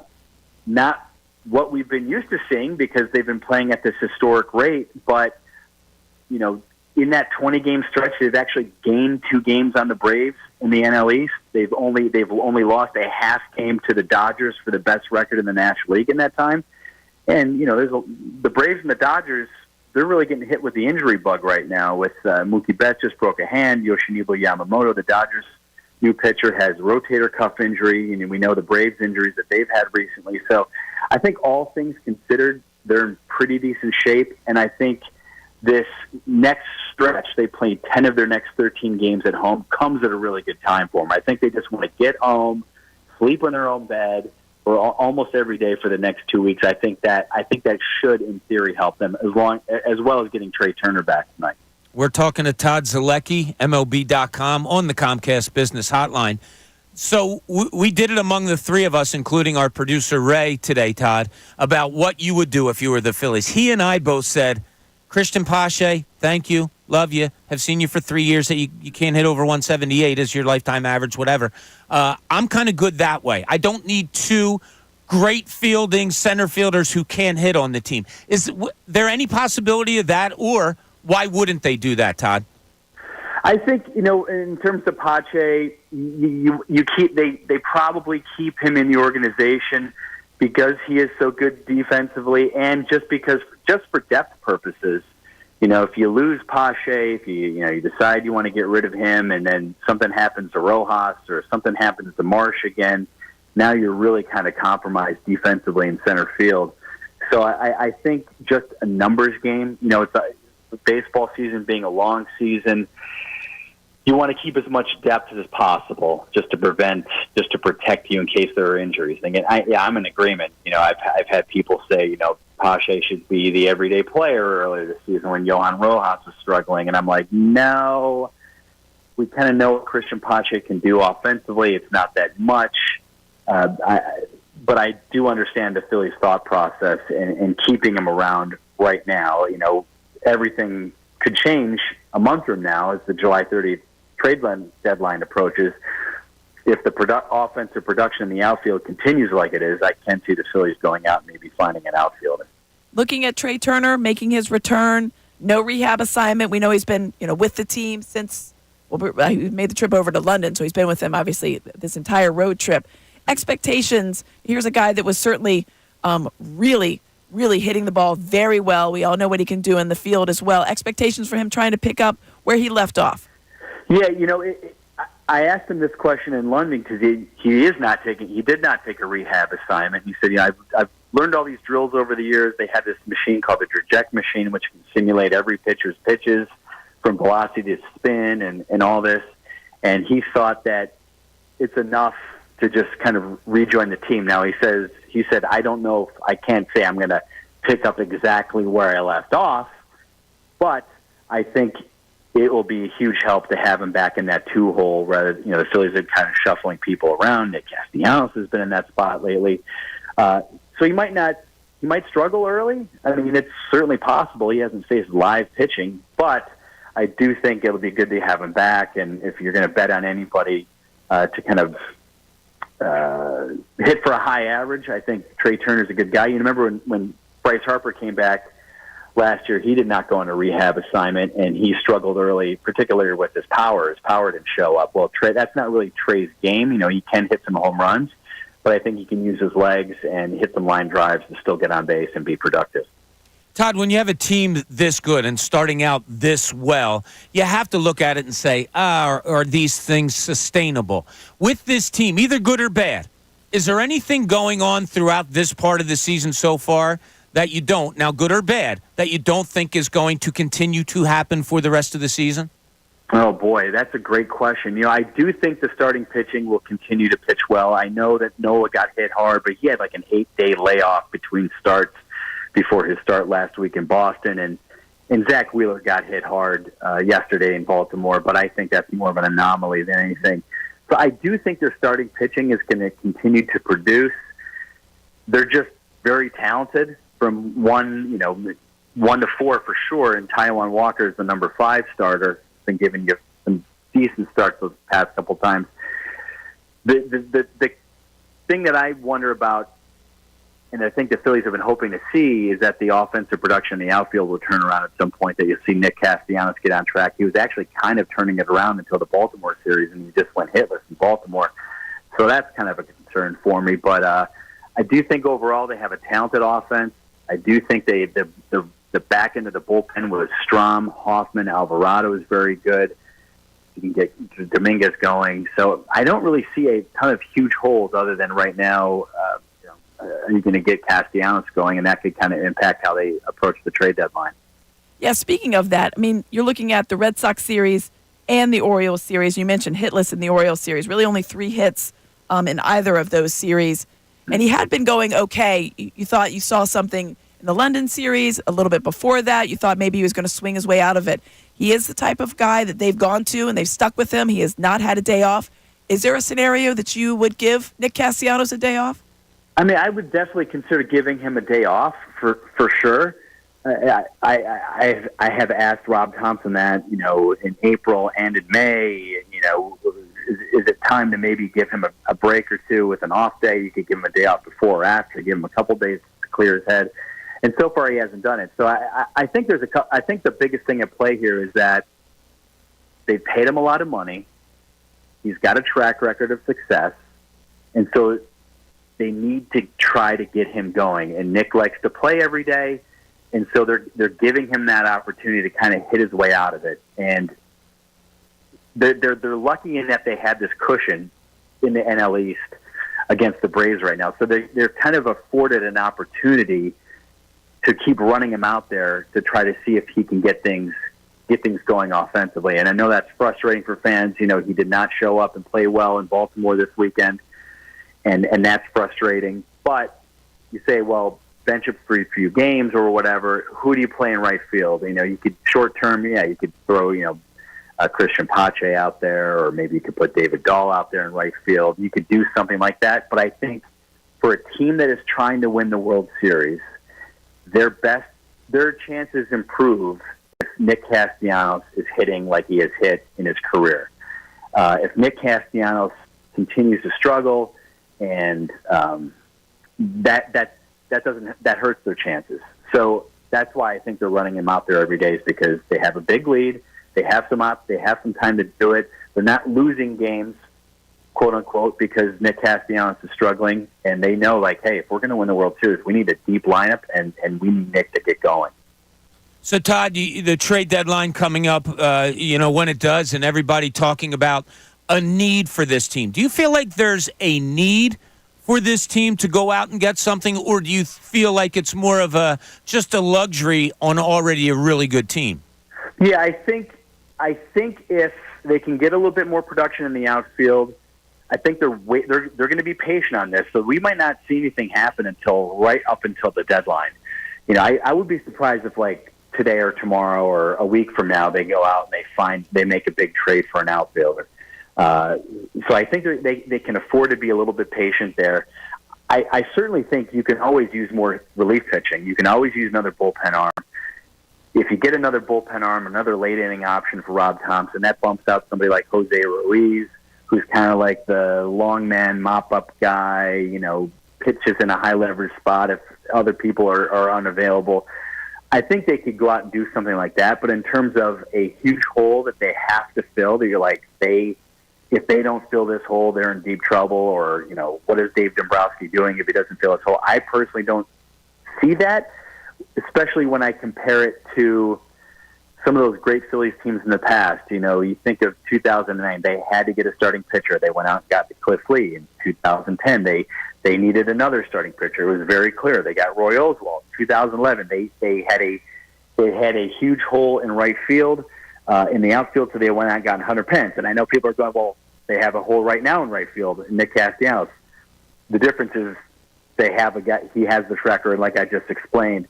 They need to get him going. They can't just trade him. They can't just release him.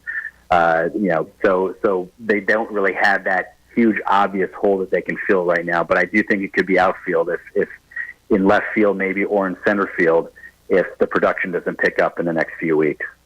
Todd, obviously the big name out there, Luis Robert, White Sox. The contract that he's on is very, very team friendly. And I think that's why he'll probably command quite the price. I mean, you're looking at he's signed through 2027. I think it's like $12 million this year, maybe $15 million next year. Here's a guy, it's an all-star. Everyone knows what he's been able to do this year. That would be a giant splash, but you wonder at what cost. What are the chances of Phillies making a splash that big? I think it's possible because Dave Dombrowski understands that this team is certainly talented enough to win the World Series. So if you do have an opportunity to get somebody like him, like Robert in Chicago, you got to go for it. But at what price is the question, of course, right? Like if the White Sox, for instance, say, all right, we'll give him to you, but we have to have Aiden Miller and Andrew Painter is coming back from Tommy John surgery, and maybe another player or two in your system. I don't make that trade. Me personally, I don't make that trade. I think Aiden Miller, their top position player prospect here, was their first-round draft pick last year. He just got promoted to Jersey Shore in High A. I think he has the potential to be a superstar.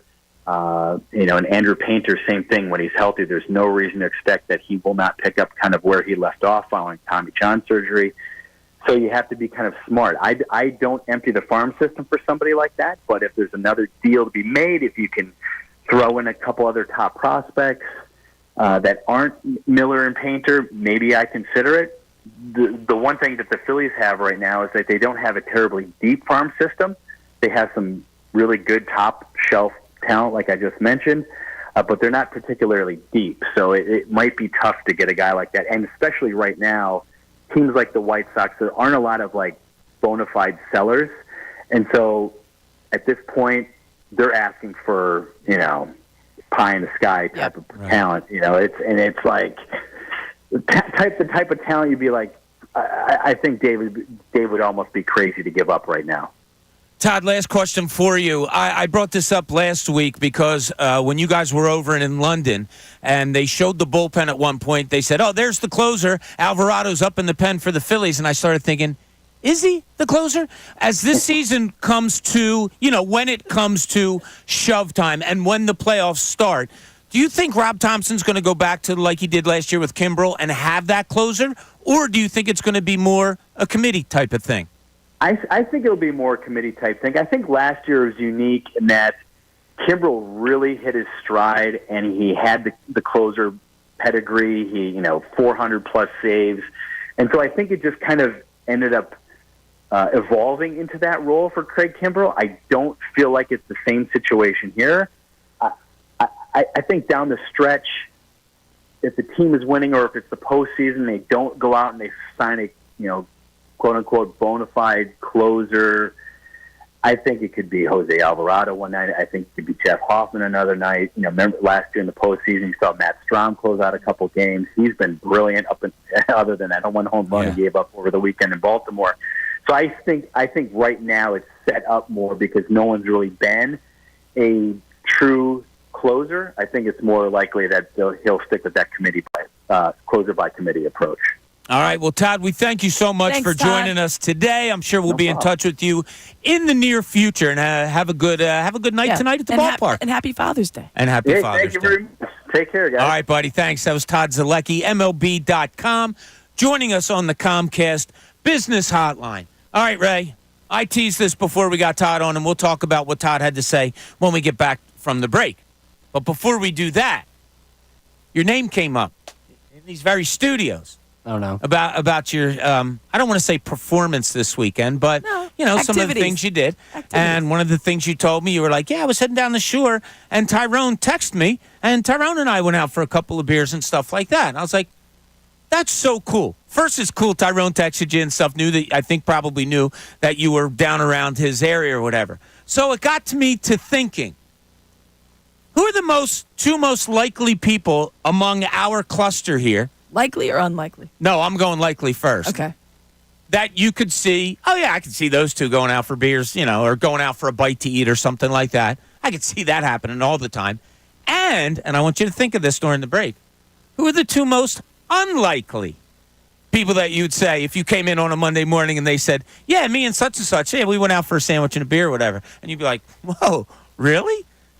I want you to think about that, Ray, because I think you're going to be the answer to many people's answer on this one. I think you're the answer to the likely for a lot. Well, we'll see. When we get back, we will talk more about what Todd Zolecki had to say. We might be getting news sooner rather than later about who the Phillies are going to, I don't want to say get rid of, but get rid of in order to get Trea Turner activated on the roster.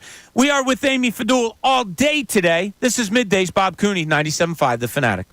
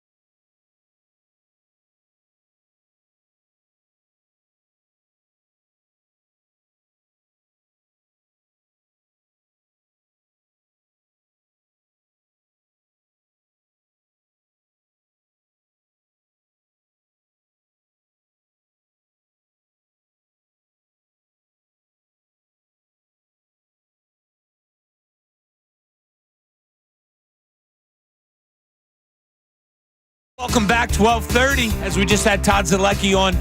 Even a little bit longer than we usually like to have guests, but Todd is so good. I know. And there's a lot going on. I wanted to keep asking him questions. I know, right? Like, all right, Amy. Yeah, because there is a lot going on. And not even Todd had the exact answer of what might happen. He's kind of leaning towards Rojas being the guy that will be put down to AAA in order to make room for Trea Turner today. Ray and I are both of the, all right, Christian Pache, thanks, but no thanks. But Todd laid out reasoning why that might not happen either. So hopefully that happens before we get off the air at 2 o'clock. I think it will, leading into the best show ever with Tyrone, Ricky, and Silvana. But we brought up Tyrone's name as Tyrone, such a good dude. Knows that Ray was down around his area down the shore this weekend, shoots him a text. They go to a bar out in Wildwood, get a couple of drinks. I was like, oh, that's cool, man. Like, I love that. I love when we get together and do all that stuff. So then I started thinking, who's the most likely pairing to go out and get beers together? Now, there's several things you have to, and Chris Miller, I have to apologize to you on our YouTube page. He thinks that we bring up the beer and sure too much. But it's just a social thing. Well, I knocked both those off the list on Saturday night. Like that's Ray's life, Chris. If we don't bring that up, we're going to have to sit here and talk, I don't know, his high school cross-country record or something like that. But you don't want that. No. I would think you prefer the shore and the beers to finding out that I was a bad runner. Right. So, exactly. So, it is the summertime. You're the glue guy. We had so much fun on Thursday doing the... Glue guy. Yeah, doing the pairings. Yeah. And, like, it's the summertime. Sometimes we're going to get off topic in the summer. They had some really good ones that went together. So, like, Tyrone brought up a great point. He's like, obviously Ricky's a dude that you'd go out with in a heartbeat. But Ricky's schedule is really hard to get around, especially in the summertime Philly space. It's really tough to say, hey, Rick, let's go. Nope, can't, because when I'm done here, I got to go to, NBC Sports Philadelphia, much like Amy Fadul has to do. So who's the easy pairing here? Wait, so Ricky's excluded because he has to work? Not excluded, no, but, he's hard to, like Andrews. There's a lot of things you have to consider is really where we're going with this. Andrew's got a 2-year-old. So, like, just saying to him, hey, let's go grab one, that's tough because he's got to get, babysitter, his wife works, all that. So I think the answer, actually, of the most likely pairing is probably sitting in this studio right now among the three, not just me and Amy, among the three of us. Ray and you. Me, most likely to go out and get a beer together, huh? That's funny because we've only done it like once or twice. It's so fun. Our schedule. We hung after the Monday Dawkins event. Oh, that's true. Oh, yeah, we did have a beer so it's together. been, so it's been more than a couple of times. Well, it's funny. We had a lot of people that hung after that one. It's funny it brings up this topic. I thought, honestly, this was going to go down the path of, wow, you went out and got drinks with Tyrone. Where's us getting drinks? And I would have to remind him that he canceled me last week. Oh, that's right. I did. So, yeah. Oh, no. I never looked down on people getting together and having fun. No, I thought you were just saying, like, oh, look, where's our dig beer? at him. Yeah, I figured that this was going to be because you did text me yesterday. Or not yesterday, on Friday, you're dead to me, done. But that did have to do with the last week report. That's true. I didn't know if I was continuing to dig a hole with you here. No, you're good. Yeah, and I wouldn't said well, no. If someone was dead to me, I tell them I don't text them. Oh, okay, sounds good. So I should wait for that moment. It's all in fun because that's how much I appreciate you. But then we started going towards unlikely couples from the station to go out and get a beer together. And I know everyone, I don't know if you want to talk about it. Yeah, I mean, just two people unlikely to see get a beer together or a sandwich or something like that. And I came up with, because he passed right in front of our window when we were thinking of this, was Dylan McKinnon and John Kincade. That would be an interesting pairing. Yeah. I would love to go out with. We have to set this up for them to go get a beer. Yes, I think we do. With some kind of surveillance. Oh, I think we all have to go with our camera phones and watch for the whole digital content. Thing. Yeah, exactly. Yeah, because that's what Dylan does. So we would be doing his job. Yes, really to help him out. So we'd be helping him out. He'd be going out, and I'd make John pay, of course. Naturally. So just funny, but I think the three of us could be paired with pretty much anyone. Good times. Tyrone, I think, could be paired with anybody. Middays is a good time show. That's what we do. Yeah, exactly. Well, our timing does help for this. Yes. Like 10 to 2 is a pretty prime time for that person's going to be able to grab a beer. And our situations in life. Like my kids are older. Amy's, you're tough because you got baseball and stuff like that. So. Amy might be one of the more underrated, difficult to get a beer with just because of situation. Listen, she's you're busy. agreeable, but you're busy. her life might come in the way a little bit. Okay. So now I've been discounted. No, you just been knocked down a notch. No one wants to have beverages. That's fine. That's not what anyone said. Yeah, no, Now, it's really this not. is being spun on us. Yes. That's All okay. right. So morning, John's always available. He's not much of a beer drinker at all. Andrew, I would imagine Connor's quite available for beverages. Connor, you could match Connor with anybody. and I is probably a good bet for the most consistent Likely to see. couple. Yeah. Yeah, To most go out likely and to get it, see them go get a beer together. Yeah. Because I Yeah. see Connor out a decent amount. Yeah. Yeah, you do. And you fancy the same garage. Yeah, Yes. yeah, we do. Yeah. And then Ricky, schedule's tough. Tyrone's perfect. He's fine. He's a good running mate. You have to catch him, though, because he's down the shore on the weekend. That's and all where it that. works for me. That makes us Yeah, a pretty so likely there you go. pairing. Yeah. Yes, that's true. Savannah is a snob. No, so That's not- she's, no. I'm going to say it's That's working. what you just said it's to me. I'm working- just repeating what you just said. It's working towards one of the more unlikely pairings. I think I'm out on Silvana for the time being. She's Right. being a little mean. You being a said, bit of a I hater. was only repeating what you said. Yeah. It comes from.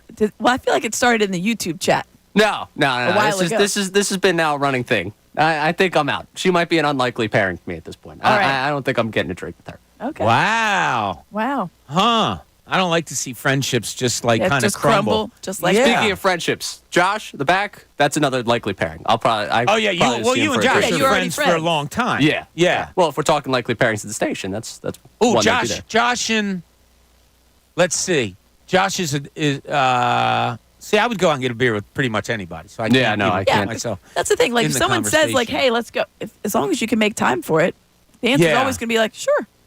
Although, if there was one person at the stage, because I call out Josh kiddingly, like, dude, you're a snob, Sil. Don't give me that look. I know you wouldn't go out with beers with anybody.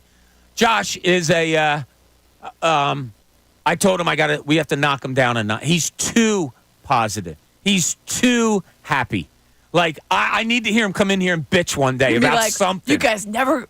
This is ridiculous. Something. Yeah, he is very. I mean, you and I are positive. He's very bright side. Oh, he's Always nonstop. bright side. Like, I like it. I told Ray one day, which I tell him pretty much every day, Ray, your shoe's untied again. And Josh laughed like I told the funniest joke in the world. Like, that's too much. Is it tied now? Did you or did you not have to tie your shoe when you came in here today at one point? I did not. That's a lie. It's a complete and utter lie. I saw it. I didn't say anything, and you bent down and tied it as soon as you got in. For some reason, you can't tie your left shoe. And I promised I wasn't going to mention it on air, and here I am. But anyway, Todd Zolecki talking about the Phillies today. Back on track. Yeah, let's go. Just thoughts. You think he's spot on with the... I do.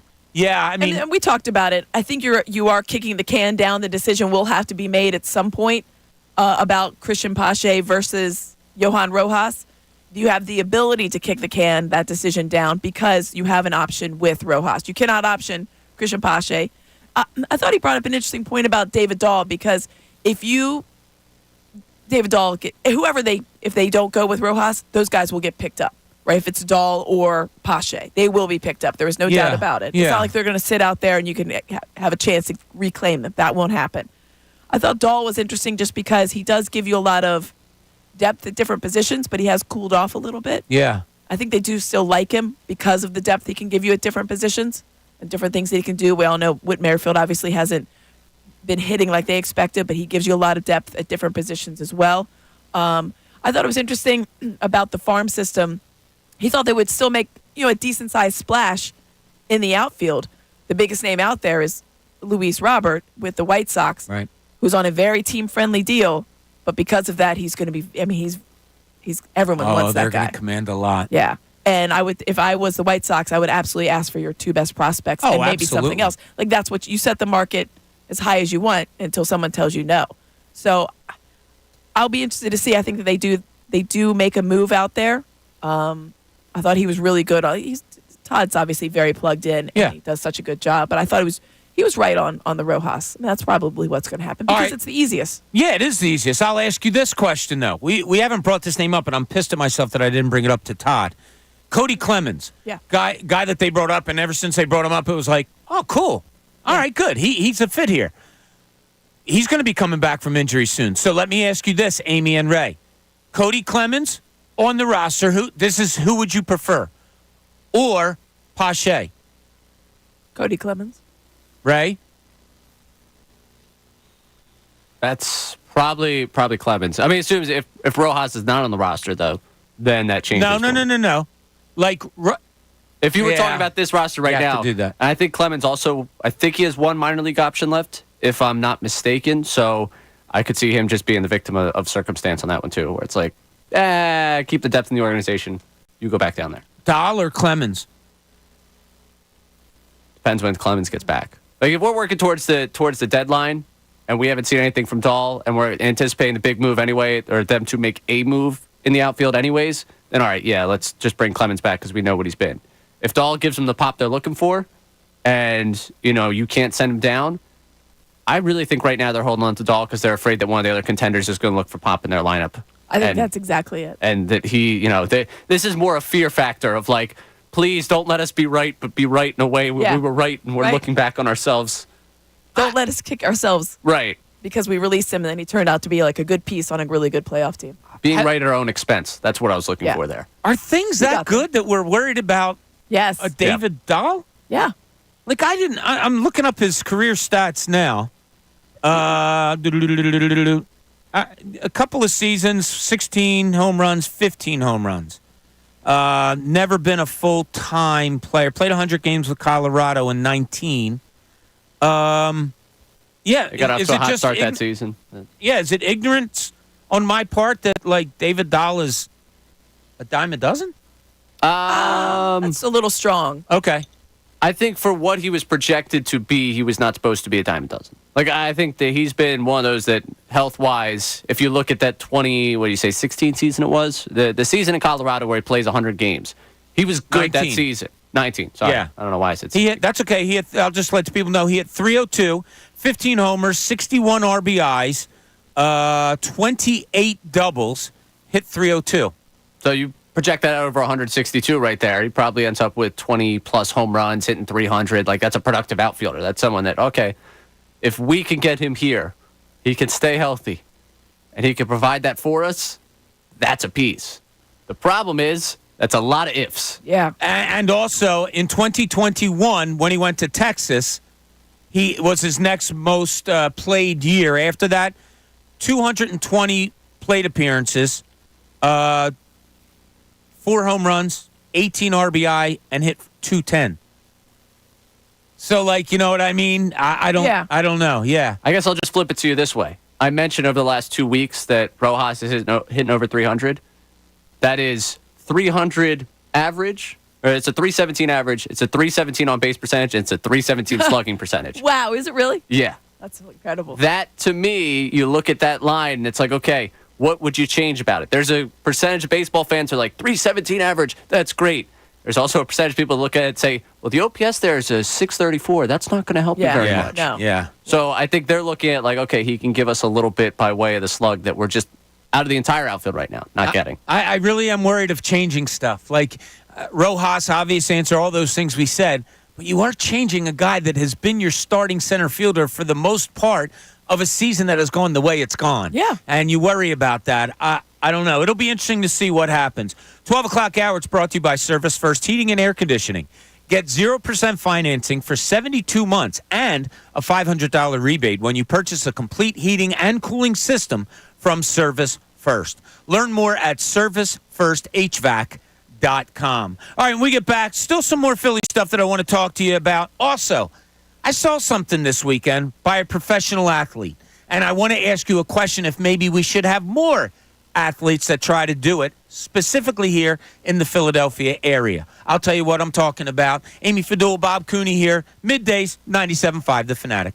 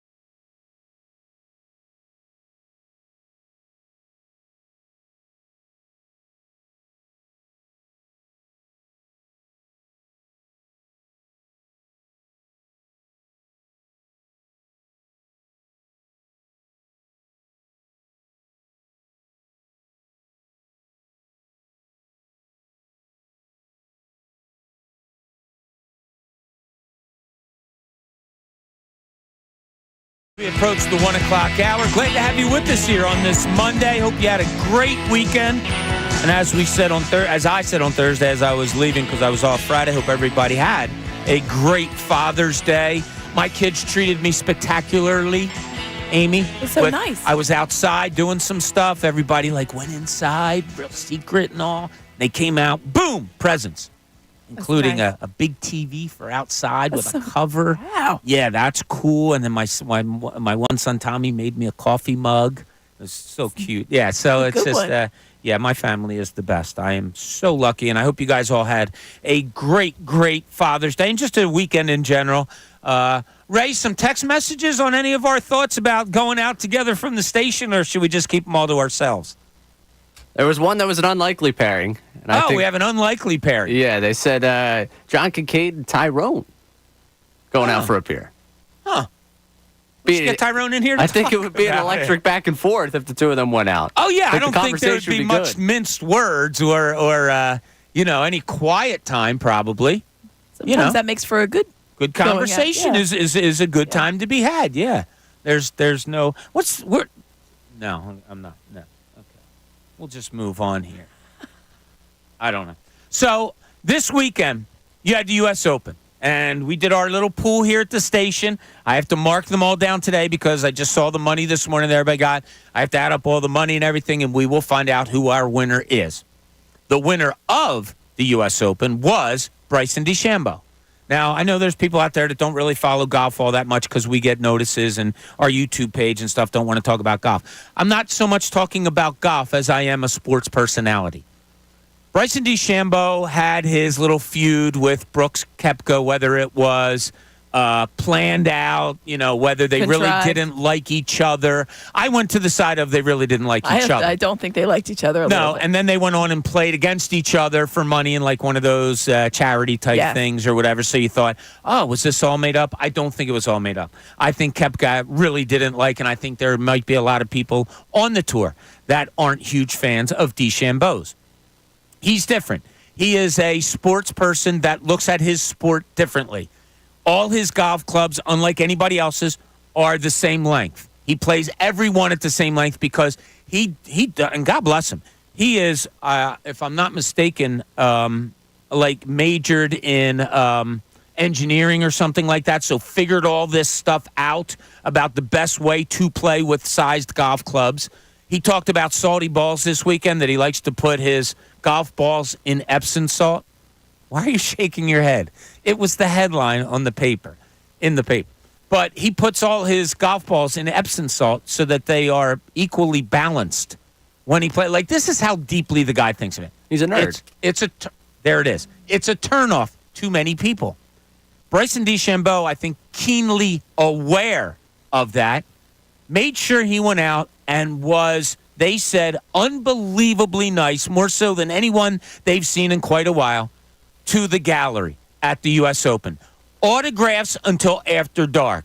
Walking the course when he's in the middle of a major that he's trying to win, talking to kids, slapping hands. There was a young man in a wheelchair that he went over and said hi to, all of those things.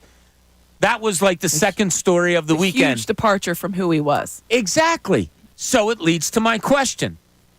I think we're all going to have the number one answer in our mind, but I'm going to put it out to the listeners out there. 610-632-0975. We would love to hear from you. Who is the Philadelphia athlete through the years that you said, man, that guy should have really tried to embrace the fan base? Much like Bryson DeChambeau did yesterday, there's still going to be people. Ray called him a nerd. There's still going to be people that say, nah, he's just not my type. But he tried.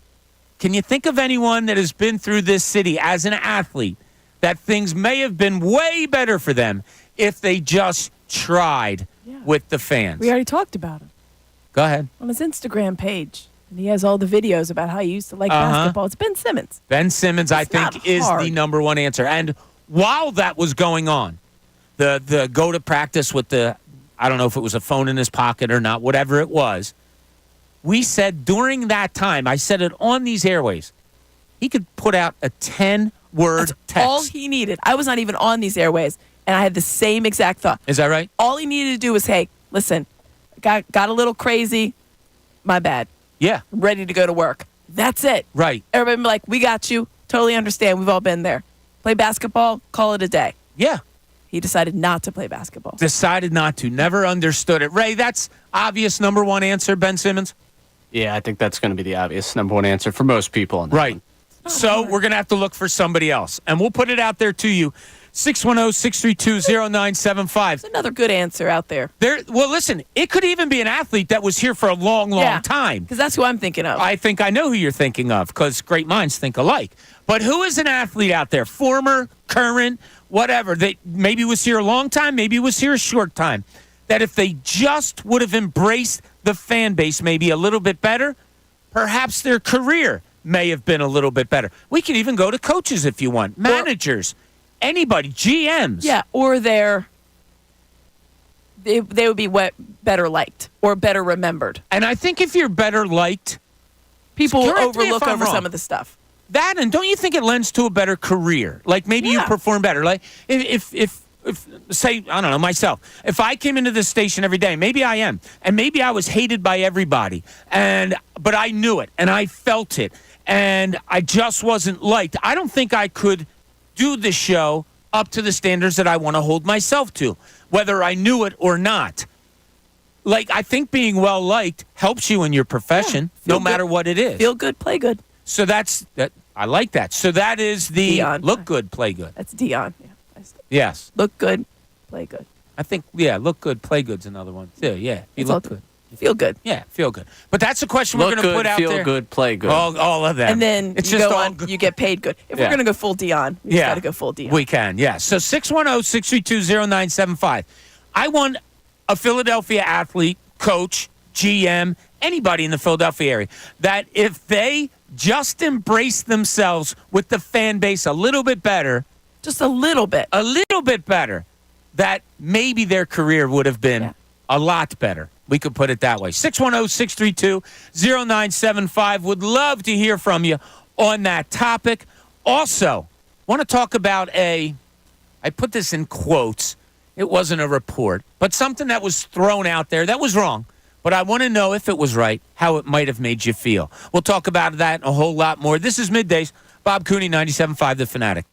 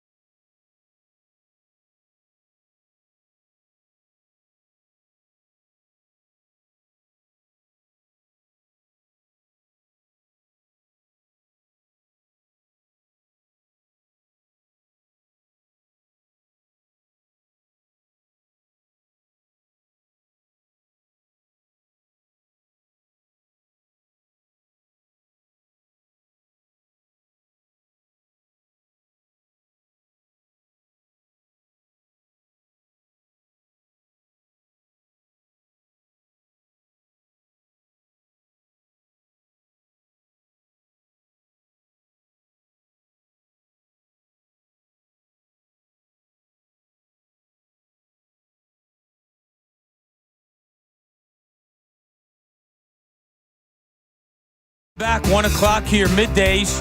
Amy Fadul with us today. Bob Cooney here, Ray Dunn producing. I'm sorry, we forgot to give an adjective for Ray Dunn in the 1 o'clock hour. What should we do now, Amy? Oh, I thought I gave him one. You gave him one earlier, but he needs more than one because that's how. Oh, I don't know. She's taking a long look at you. I'm going to say trying to. We'll just call him the personable. Ray Dunn. Personable, not person. Way to sell me. Personable. Yeah, he's a person. What did Amy have you earlier? What did she say? One of the things I gave him was meteorology. What did I say? Yeah, meteorology. I'm just going to put this down and we can keep moving. Yeah. 102. 102. Amy. Human. All Amy, not me. Person. I have nothing to do with it. I can't even spell meteorology. So. It was meteorologically uninformed. Yes. Oh, someone texted in and corrected that to uninterested. Oh, yes. Uninterested. Well done. Well, yeah, how about disinterested? Is uninterested a word or is it disinterested? I don't know. Lack of interest on my part. I don't have an interest in figuring out which one is the right word. I'm going to, the adjective for Ray is studious because he is the one keeping us on track today. Yes, he is. I am. I was wondering about that, but I'll agree with All you. right. If you say so, I'll You called agree. him a person. There will be talking to after this one then if I was in charge of keeping us on track. Yeah, it's Ray's fault. Talking to. Hey, bosses, it's Ray's fault. Listen, want to send out some condolences today as over the weekend, Matt Core down at WMGK, good friend of all of ours, his mom passed away, his mom, Betty. There are things you observe in life that you really enjoy. And if you've ever listened to Matt's show, he'll end his show with his dad leaving a message on his answer machine. Hysterical. His dad passed a few years ago, and his mom, Betty, just passed this weekend. Fortunate enough to meet Betty. Have met a lot of people in Matt's family, and Matt's a treasure. And you know him also as the PA announcer for the Sixers. But Matt is just a great, great dude. I always loved watching his relationship with his parents, with his nieces and stuff. And Matt's just a great, great dude. So our condolences, my condolences, go out to Matt for the loss of his mother, Betty. So we'll move on from that. But, Matt, we are thinking of you, and you are in our thoughts and prayers. So the question we have out there for you right now, Bryson DeChambeau, probably not the most liked of golfers, maybe one of the most hated of golfers in the golf world, did his best this weekend in the golfing, in that he won the U.S. Open, but also in managing himself among the fans. And I saw on Saturday, maybe Friday was, whatever. After dark, he stayed just to sign autographs. He went out and practiced until dark, told people to wait for him. I'll be right back. Went back. He did everything to improve his self-image this weekend. I think it's going to help him with his golf. You feel better about some area of something, you're probably going to be better in another. I ask you, is there a Philadelphia sports former player, current player, manager, coach, GM, that if they had just done that, you think they would have had a better career? Now, 610-632-0975. We'd love to hear from you. Give us a call. Call now. Let us know what you think about that. Or you can text us at that same number, 610-632-0975. We came up with the obvious answer, which was Ben Simmons. That's pretty obvious. I think the second most obvious answer is the one that Amy was kind of hinting about. And we went to break, and I said the name, and we were both on track with that. And that was? Donovan McNabb. Yeah. I don't think he endeared himself in a way that people really... When people say who's the greatest Eagles quarterback of all time, most people will be like, well, it's Donovan McNabb. And you have the people that are like, well, statistically. But, I don't think that people liked him as much as they should have. No. And as the starting quarterback of your Eagles, I think people want to like that guy. And I don't think he did enough in a lot of people's minds to endear him. Some people, the detractors would say, winning does it all. I don't care what else you do. But I feel like he was a little standoffish at times, and I think that rubbed people the wrong way. You okay? What's your thoughts on McNabb a little bit before your time? Well, I mean, I watched McNabb. I experienced McNabb. Okay. Yeah, I think this is a fun two-way street on this one. I do think as a city, being out at him so early and so quickly, it's hard for people to come back from that. I think it was hard both for people who were just wrong about like who they should have taken at that time to probably accept that they were as wrong as they were, given how, their the reaction to him, and also for him, the reaction that he received right away to the city. You know, at some point, yeah, you got to get over it. But also, I think as a city, we've changed. I'll say that. I think we've certainly changed in the sense of we are now a lot easier on our quarterback than we were at that time. I agree with you. I do. I don't want to say never. I always had kind of a radar up when a player let the reaction of fans come into play, if they spoke about it at all. Even to the point of, I used to, even when they were being cheered, like a guy comes off the field and goes, man, that crowd tonight, even though we're away here in New York, did you see all the Sixers fans? I would be like, really? You noticed that? And it would make me wonder. When they went to the negative side of, I don't know why they're booing me all the time, and I've had several conversations with players on that, then I really thought, ooh, this isn't good. This just isn't going to play out well. It was a little bit of a two-way street. I think Donovan, kind of looked at it as like, all right, you guys, I don't know why you don't like me, but I'm also not going to like do anything extra to get you to like me. Right. You know what I mean? Yeah. Yeah. Like fine. I'm okay with it, but I'll act like I'm okay with it, but I'm really not. Yeah, but like what do you want me to do? And he's not going to be that guy. Yeah, because you can't fool Philadelphia fans. No. You just can't. You can a little bit. You can pander to us a little bit. You can, but it goes away quickly. Exactly. It rubs off quickly. If there's BS there, it's not going to stick with Philadelphia fans. They're just too smart. And it's funny. I was up at training camp one year. This was years ago. And I think actually Jeff McClain and I went out to dinner after. But anyway, I'm on the do you remember being up at Lehigh? Were I love you here? it. Yeah. So, Ray, they had this rule up at Lehigh.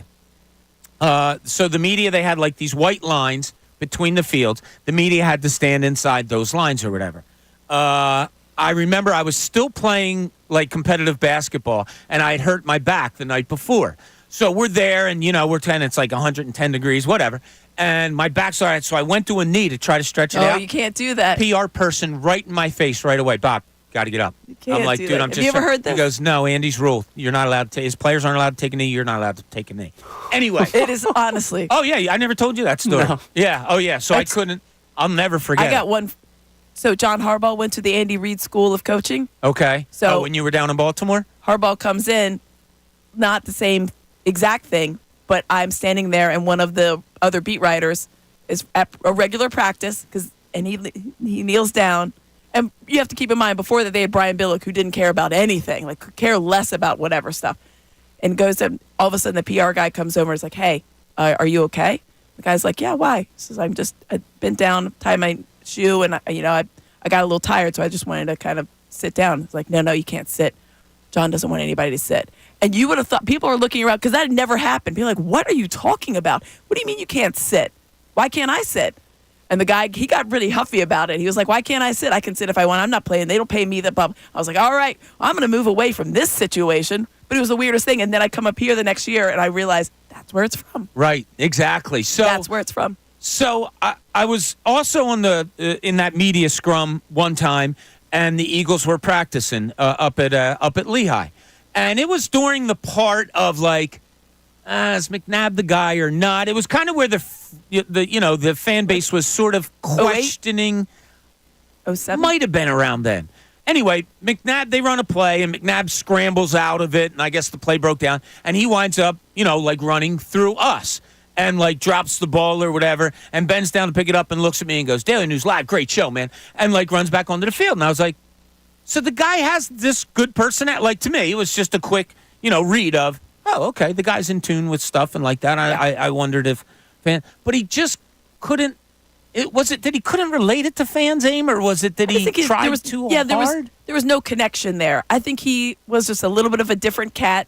And I think that there was just the disconnect from the jump. I think it was the draft started it, but I think he was just a different cat as far as like just the vibe he gave out wasn't a vibe that jived with Philadelphia.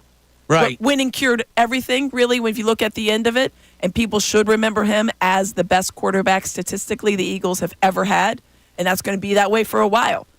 If Jalen Hurts, goes on and does everything that he's supposed to be, he could be that guy. But right now, it's Donovan McNabb. He owns every major offensive record as a quarterback for the Birds, Right. minus the Super Bowl. Now, we're getting some interesting answers on our YouTube page here. And for those maybe just joining in, the question is this. What Philadelphia former or current player, coach, general manager, however you want to have it, could have made their relationship better with fans and therefore made maybe their career even better here in Philadelphia? It could have been a long career. It could have been a short career. But who's somebody that stands out in your mind? We've given you the two most obvious, and that's Ben Simmons and Donovan McNabb. Now, we have some more here that I want to read, but I also want to hear from you. 610-632-0975. Give us a call now. Let us know who is that athlete, GM, coach to you. Now, a couple of the answers that I'm going to read here, I think, are ones that probably aren't all that popular because of different reasons. Now, Mopar gives us a good one, Scott Rowland. I do. I think that's a good one. He didn't adhere himself to Philadelphia. They wanted to like him. They wanted to like him, yeah. But that just didn't work out. But even in the Scott Rowland case, you have both ways. Yeah, you have an organization that wasn't investing in winning, and also a fan base that was like, oh, great third baseman. Who am I going to compare him to? The best that's ever played. Yeah, right. That's a good point. Yeah, that's a real good point. Can I win when the organization isn't helping me win, and this fan base wants me to be Mike Schmidt, and Mike Schmidt's literally the best the sport's ever seen? Yeah. No, that is a good one. Here's one on here that I think is not – I think it's a little bit of a mistake, my man Mopar. Says Terrell Owens.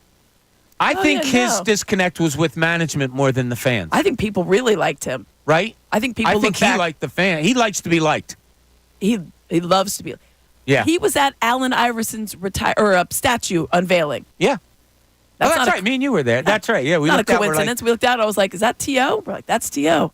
Why is T.O. here? Yeah, that was a different one. I'll give you one as a question, and see what if just as a question. Okay. Is Joel Embiid on this list? Are we going to look back, or let's look at it now? Has he adhered himself to fans enough in your mind? Wow. I only thought of it first because answer I is saw his no. name on here. Like the injuries, you think people are going to discount him because of the injuries? I don't know. The question being, He's an MVP for Pete's sake. is his relationship with fans in Philadelphia in a good enough spot that everybody will remember it as such? That, That's a great everybody question. loved him. Oh, I don't know. I mean, you're going to be hard-pressed to find someone that everyone loves. Yeah. Tyrese Maxey is probably it right now. Yeah. Maybe in all of Philadelphia, to be honest. Yeah. You could probably grab some Phillies, right? Yeah, but I know people that they think, certain stars might pander too much or they don't appreciate certain things that they do. But I think overall, I'd be hard-pressed to find someone that has a bad word to say about Tyrese Maxey. Okay. It's interesting. We're getting someone here, and I don't want to steal them for people that are going to. I'll tell you what. Here's what we'll do. I'm wondering if you're for the next half hour, 610-632-0975. Call us or text us with your answer. The one that Amy deems best. I knew it. We are putting a lot of pressure on you over the last 3 days. On this, she I love is the it. judge and jury. Best answer that we get, you're going to win 2 tickets to FanFest. FanFest is on a day in Saturday in September. The 28th. Yes, very good, Amy. I was just waiting for Ray to get disgusted. September 28th. Said a day in Saturday. Yeah. Day in September. Stop it, Ray. I hate when I swear I hate when he grabs that. It's like a teacher. Yeah. Wait, what is it? It's like a little book. It's like when you were getting your driver's license. And the guy next to you, like you do something, they write a little note down or something like that. Like, oh, man, all right, I know I did something wrong. Do you have to Pen's running out of ink over here. Oh, is no. it really? Is it running out of ink? Yeah, it is. Uh-huh, okay. There's our person. Uh-huh. Good old human Ray. Okay, way to go, Ray. The human. All right, now that Ray has brought down the show, I'll let you know that the 1 o'clock hour, it's brought to you by Ferguson HVAC Lyon Conklin. Attention HVAC contractors. For equipment, parts, and supplies for every heating and cooling job, visit one of Ferguson's counter locations in Bensalem, King of Prussia, Pennsauken, or Westchester. So that's what we got going on there. I do. So we want the athlete, coach, GM, anybody that you feel like if they just would have made themselves more likable here in Philadelphia, that they may have had a better career. Now, I'm trying to think of a coach. I feel like there's a coach out there. Chip? No. He just wasn't. I don't think he could have done anything to be more unlikable. Yeah, that's what I mean. Like, if he Truly cared a likable. little bit about being liked by anyone. I don't think he cared at all. He Right. cared that he was the smartest person in his mind in the room. Yeah. Yeah. I mean, I think you needed a whole personality makeover for him, honestly, if we're talking about it. But that's the first coach that came to mind of like, oh, yeah, this person, if they tried to be any more likable. Does Sirianni try too hard to be likable? Therefore, is not likable? Tries hard in a lot of things.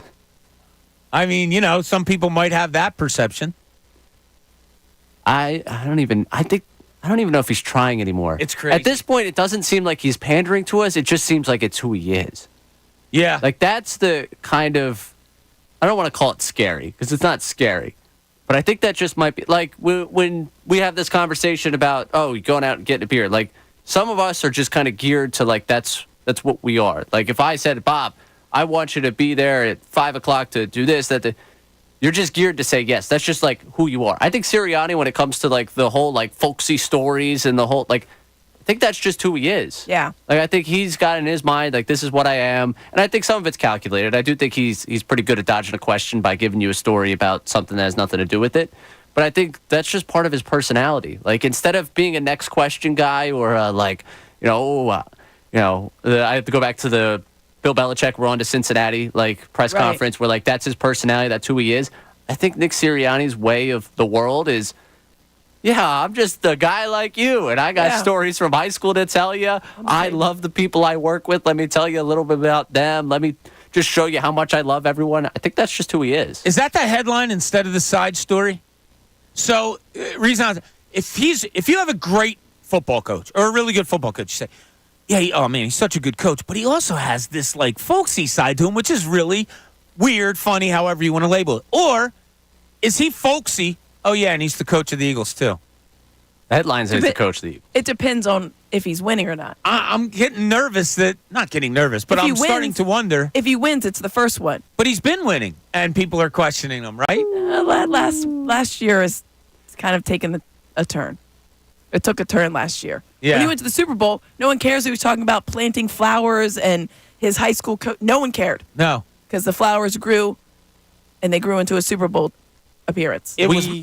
We get more annoyed when they're not winning and start focusing on, like, the flower speech. At the time, you're 2-5. The flower speech is like, what is this guy? Like, and you're questioning who he is as a coach, but you're using, obviously, what he's saying as the fuel to question it.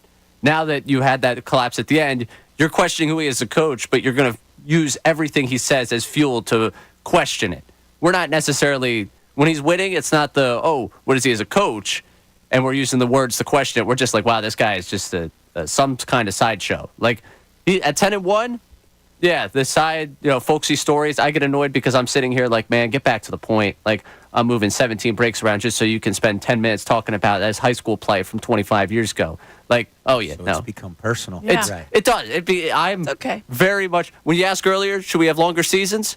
Yes, I love the longer seasons. I'm a selfish man, all right? I am in the industry I'm in, all right? So when Sirianni goes on those folksy tales, that's part of the reason why it drives me nuts. I'm not going to make any sort of excuse about that other than my selfish needs. So you have been busy. You say your pen's almost running out of ink with some of the blunders maybe that have happened today. How many do you have down right now? 5. All right. Fifth caller at 215-263-0975. Fifth caller, 215-263-0975. You get 2 tickets to FanFest, September 28th. Can't wait to do it. Amy, I swear, I get excited to watch people that are new to the station. Like when John was new to the station, his first FanFest. It's like, whoa, what is this? Yeah, I'm excited. We have quite a few, I think, new people that are going to see it, but can't wait to spend because we'll all be together. They keep shows together, so we are going to be together for that day. It is so much fun. Can't wait to do it. I've had a lot of requests from people. For the tickets? Maybe like Mike from Delran, who I give tickets to every year. Yeah.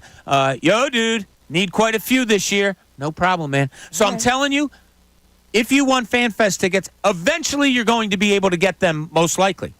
But, fifth caller, what do you got, Ray? Just making sure. I think they did the PSA this morning, and I want to do it right now for all of you that are right now trying to get your FanFest tickets.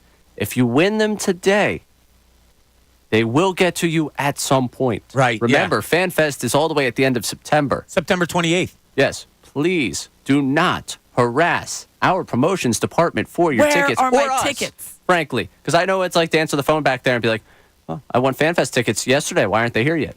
And I could give you the 3.5 months. Yeah, I'm going to urge a little bit of patience Yes. from everyone out there. Yes. We will get the Please, tickets. you We will get the certainly tickets. If you will. don't have them by the middle of September or early September, then maybe start asking questions. Right. Right now, But as please for don't. now, you will be good to go. All right, so we've given away a pair. We have another pair to give away. If you want to text us, YouTube us, call us, that would be great. Who is the one Philly sports person that if they could have just been had a better relationship with fandom, maybe they would have had a better career here? 610-632-0975. When we get back also, perfection is something you strive for, but I don't think you can reach.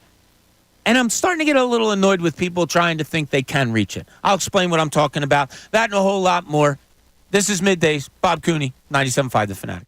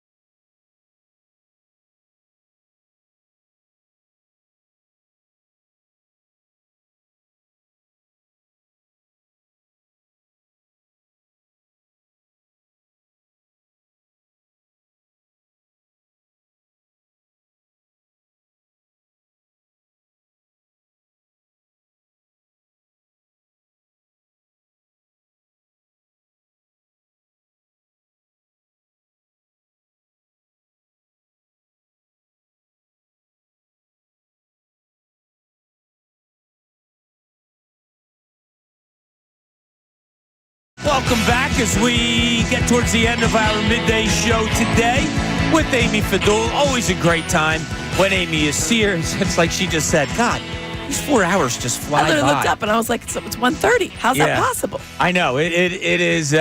It's great when you don't have to like really think when you're on this. Not that we don't think about subjects we want to talk about, but when everything just comes naturally, yes. Talk. And I haven't brought this up because it's not what you want to talk about. It's not like, but we have to give kudos to Amy today because I just told her during the break. I said, whether you know it or not. Now she has a little eye thing going on that she's like sore eye. She texted us beforehand. I think you're about to come upon some kind of not goodness in your life. I think Amy's going a little bit downhill. So yeah, I would like if you were my wife or one of my kids, I would have already made the phone call for you and said, yeah, you have a 3:00 doctor's appointment. So Amy is pushing through today. Hopefully it's just a sty or something in the eye. My eye's not doing well. Yeah, but Sean looked at me this morning and was like, you can't. I said, I think it's going to get better. He's like, no, it's not. Yeah, it's a great outlook to have. I said, I think it's going to get better. I texted my boss at NBC Sports Philadelphia. I think I'm going to be okay. And I sent him a picture and he goes, no, I think we're going to be good. People don't need to see that in HD. You're fine. You look fine. You're fine that way. We always want what's best for you. I'm okay. Look, we all try to push through. You know, well, most of us try to push through. Some people have a lower tolerance of. I remember working with somebody. I don't want to say where. Who literally told me that they thought they were going to be sick about 3 days down the road, and they weren't kidding. Wow. Like, they really could foresee that? Like it's coming on. I'm telling you, by Thursday, I'm not going to be feeling good, and I'm probably going to have to take off Thursday and Friday. And wow. Boom. Didn't they, though? Thursday and Friday. Thursday and Friday. Was the tournament starting that weekend? I don't know what was going on. I had some speculation in my head. But I got a text about something we talked about earlier. Yes. All right, so to fill people in that weren't here maybe earlier in the show. Beverages? No, it was about the party this weekend. Yes. Okay, so just to go back real quick, one of my niece's best friends had a graduation party this past weekend. I went to their graduation about a month ago, at which time I am told her best friend, Reggie, said, hey, Uncle Bob, you know, our party's on June, what was yesterday? Or Friday? 16th. Saturday. 15th. So 15th, yeah. Having a party then. We would love for you to come. I probably said, yeah, that'd be great. Cool. Shoot me a reminder. I probably did say that, but I don't remember if I did or not. So I got a text from my sister-in-law on Friday. Hey, you going to the party? What party? I don't think I was invited. So we couldn't go anyway because we had a really long weekend of moving a son up from Carolina. So I deemed it my fault. We also said maybe Reggie could have reached out, whatever. Reggie got in touch with me. I don't think she's real happy with me, but like she said, hey, heard you were talking bleep on me on your show. Reggie, that is not the case. Was not, and I never would. I love you to death. She says, this is, now I need you guys to, confirm or deny. It was an open invitation for you and the family, but you are a busy guy, Uncle Bob. So I figured you had other plans.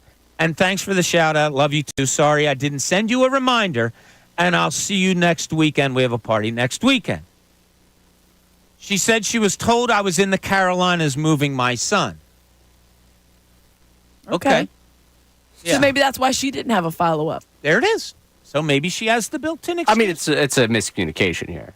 But there's no blame to be had. All right, Ray. Where's the blame go? Me? I'm just saying. I feel like should have put it in your. Let me ask you this, and I've said this to my wife numerous times throughout our 31 years of marriage. Mm-hmm. Are you ever going to take my side? I think there's a circumstance where I may. Hey, I came over to the Pache side with you on this one. I'm not talking about sports. He's talking about in life. I mean, in general. Sports isn't reality. It's what we talk about and all that, and that's fine. We'll agree or disagree on certain stuff. I'm talking about life, right? I've been on your side for something before.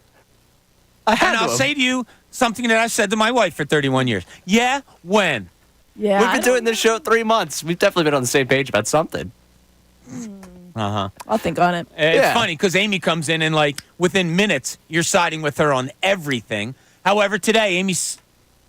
I love you both. I know. Yes, we do. Yeah, I love you both. Amy just gave. Amy said what? Oh, I did side with. I side with you on Ray and the Vacations. That was one thing. Right. That is correct. Oh, yeah, which is also a load of crap. Oh, Talk is it about really, Ray? yeah, You're absolutely. just in Baltimore. Let us dive a little deeper. I went down to Baltimore for work. I think it's I wonderful. needed to watch that game in person. I needed to be boots on the ground. I needed to do a Boots lot on the of ground in the bar investigative- before the game, Yeah. having orange crushes. That's where Is the that people part are, of the Bob. job entailment? Bob, that's where the people I are. didn't see anything. Oh, I got to okay. be I where the agree with people you on are. that then. All right. Yeah. I knew exactly where he was. There was nothing to show where it was. And as soon as I saw the picture, I've been to that place. I Yes. lived across the street from it practically. I was there to see the scene, Bob. Well This was done for by you. you. We would need content this morning. Hold on. and Who just brought this up? It was Amy, not Bob. But automatically your reaction goes to me. Amy was the one that brought it up. Well, then you. Yeah, you. That's on you. It's Middays with Bob Cooney. Bob Cooney. Ultimately, your name's on the is show. right there. Yeah. I'm taking I'm just exception here with like, you. hey, how's it going? And Amy, Yeah, that's gonna end soon. like the tarnish, the shine has Oh, to no. rub off a little bit at some point. Like No. at some point, not that we're mean to each other or whatever, but you can't overlook. Like I'm driving in the middle because of like I'm a guest. no, you're not. Like in I'm your driving house? in Bumblefart County, Carolina, or Virginia, wherever it was, and yeah, we turn on 1:30 on Saturday and we listen. And my wife is hysterical because you brought up, I think it was 9 different things, and 8 of them were Bob. None of them was Amy, I think. So No, I had one. I had you? one. yeah. Yeah. She said her youngest son won the fantasy football. Oh game. yeah, and that yeah, okay. Sticks out. It was As 3 it was. letters. If she would have just said young son, but she said young guest. But whatever. So almost all of the details go to me. What are you writing down now? That's not a mistake. You said the last week report was 1:30 on Saturday. The man doesn't miss. Go ahead. We replayed it at 1:30 on Yeah. Saturday, right? Oh, did Okay? you? When you Yeah. were driving through Virginia? You were driving through Virginia You on know. Saturday? So, yeah, so we're driving that, and my wife guy. is hysterical laughing. Then finally, when it gets over and she's done laughing, she says, "My God, did those other 2 ever make mistakes?" I said, "Oh, that's a good question. I don't know." Actually, you were on the last minute report because you had a couple. yeah, it was I had a couple of bad yeah, The updates. bacon, egg, I and had another- cheese you had yeah. really struggled with. I had another bad one today. So that's of the 6 we've got today, 4 of them are Bob. I got one. I mean, let's be clear. Okay, stop. Yeah. Like that'll be enough. Really, 2 of them are only new. There's just a one recurring one that's my favorite of the last week report. And I'm looking forward to it. Me too. Friday at 1:30. Right around this time on Friday, Yes, you'll make find sure out you what guys happened. tune in. I might be out again on Friday. I don't know. Okay. Oh, what? Oh, yeah. This guy's off Thursday. Now he's going to take off Friday. And No, I'm not taking catching off flack. I am off on Thursday. Yes. Yeah. Amy and I are both off on Thursday. That we are. Yes, we are playing in a charity golf tournament, I will be here. and you will be here. And we will listen. Have fun with that. That's all I can say. All right, there was a false. I don't want to Hey, say report's too report. strong. It is. There was a false tweet that said, "Oh, look at this picture. It's Nick Nurse and LeBron James having lunch, dinner, whatever, at a downtown restaurant." Wasn't true at all. No. LeBron James was not there. No. I think tampering would come into play, being as the season is still going on. Anyway, I thought it was false. Got verified that it was false, but it made my mind start to spin. What if LeBron was in town? Not now, at the proper time. What if they were seen out together? Him, Nick Nurse, Daryl Morey, maybe Elton Brand also. It's just like when his kids were It's looking almost at... like, yeah, right, exactly. But it's almost like, you can think of something, whatever, that would be cool. But then when reality hits and boom, it's right there in front of you, then your feelings really start to come to the surface a little bit more. How would it make you feel? Like, what? We've talked about it. Are you Yeah, LeBron, serious? that would be cool. What if he really did come to town? What if he was here for a few days and there was spottings? How would it make you feel? I will give this answer in a story. Oh, very nice. Take your time because we have 3 minutes till break. The Eagles were playing a preseason game, I think, against the Cleveland Browns. And that same day, Sixers, it was announced they were going to sign Andrew Bynum, who was coming off a tremendous year with the Lakers. Mm-hmm. The excitement when we walked into Xfinity and the buzz was palpable. People started ripping shots, cheersing perfect strangers. This is it. We're excited. Andrew Bynum is coming. Ecstatic. We called it Bynum Shots Night because literally your perfect strangers are coming up to you. Here, Andrew Bynum. People are showing other people on their phone. They're beyond excited. And I'm like, because we were coming over from the game. We're like, why is everybody so excited? Xfinity, it's a preseason game. Andrew Bynum's coming. Oh, yeah, I saw. Oh, you guys are, okay, yep, let's do it. We're all in. Take that times 1,000 if LeBron James was even in town. Really? Can you imagine? Out of control. Out of control. So out of control. They would have to open up the stores. That was a Thursday night, if I'm not mistaken. The Bynum night? Yeah, because I think 2 days later was the Independence Hall day. So we were getting ready to go on vacation, and for that weekend, and maybe for the week. And a source called me maybe a day before it leaked and said, "Hey, just want to give you a heads up. This is what's going down. We're going to do this." I was like, really? Yeah, and we're probably going to, and then once I was told and all that, you start making, connections and verifying and all that stuff. Then I was told, oh, yeah, there's going to be a big thing on Friday. And where was it again, Aim? Independence Hall. Independence Hall? Yes. Was it? When they introduced him and Josh Richardson also? Yes, who actually played basketball for the Sixers. Yeah, good dude. Very good dude. Great guy. Yeah. Great guy. And I was like, you got to be kidding me. And it was so much pomp and circumstance, that thing. Remember they had Adam Aaron going through. They had streamers, cheerleaders I was coming through. in the car going on vacation. I had written the story and all that stuff. They will never do that again, I don't think. Yeah, that was a little bit crazy. But, I'll never forget that. Never think. And look, Doug Collins, Tony DeLeo, they said it the year before. They went to the conference semifinals, lost to Boston. We had exit day the very next day, which was odd because usually when we were on the road, they would give you a day. But no, this was, hey, get back as soon as you can. We're doing like a 10 o'clock exit day interview stuff. So we all had to get back from Boston as quick as we could. And I'll never forget Doug Collins standing there and saying, yep, we totally realized after this series, we're not good enough. We're blowing it up. And I was like, wow. And sure enough, that's what it was. That's why everybody's so excited. They didn't know it then, but that's what it led to. Yeah, so. Mike in Delran has a LeBron James in town story. Michael, what's going on? You're on 97.5 The Fanatic. Happy Father's Day to you yesterday. You too, Bob. Happy Father's Day. I hope it was a good one. Yeah, it was awesome. I was thinking of you yesterday. I was actually throwing some cornhole in my backyard, and for some reason you popped into my head. I didn't have my phone with me, but I was like, I should wish Mike a happy Father's Day, and then the beer kicked in. That's funny. I came to my own because I was playing cornhole too, Bob. I had a boy. Maybe we were in the same backyard and we didn't see each other. It could have been.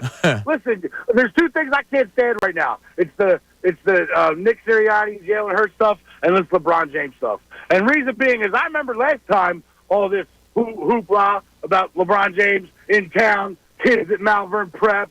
Oh, he's giving them a meeting. And then it was nothing. It was all fake. So you could take a picture of him in a Sixers jersey, holding it next to Daryl Morey, and I still won't believe it until that guy steps foot on a court in a Sixers jersey because it's never going to happen. Go Birds! All right, thanks, Mike. Go Birds. I love it. Okay. Never going to happen? What do you put the percentage on it? I mean, I don't put it at 0. No, I don't put it at 0. I put it. What do you put it at, Ray? 3%. Feels high. It does feel high.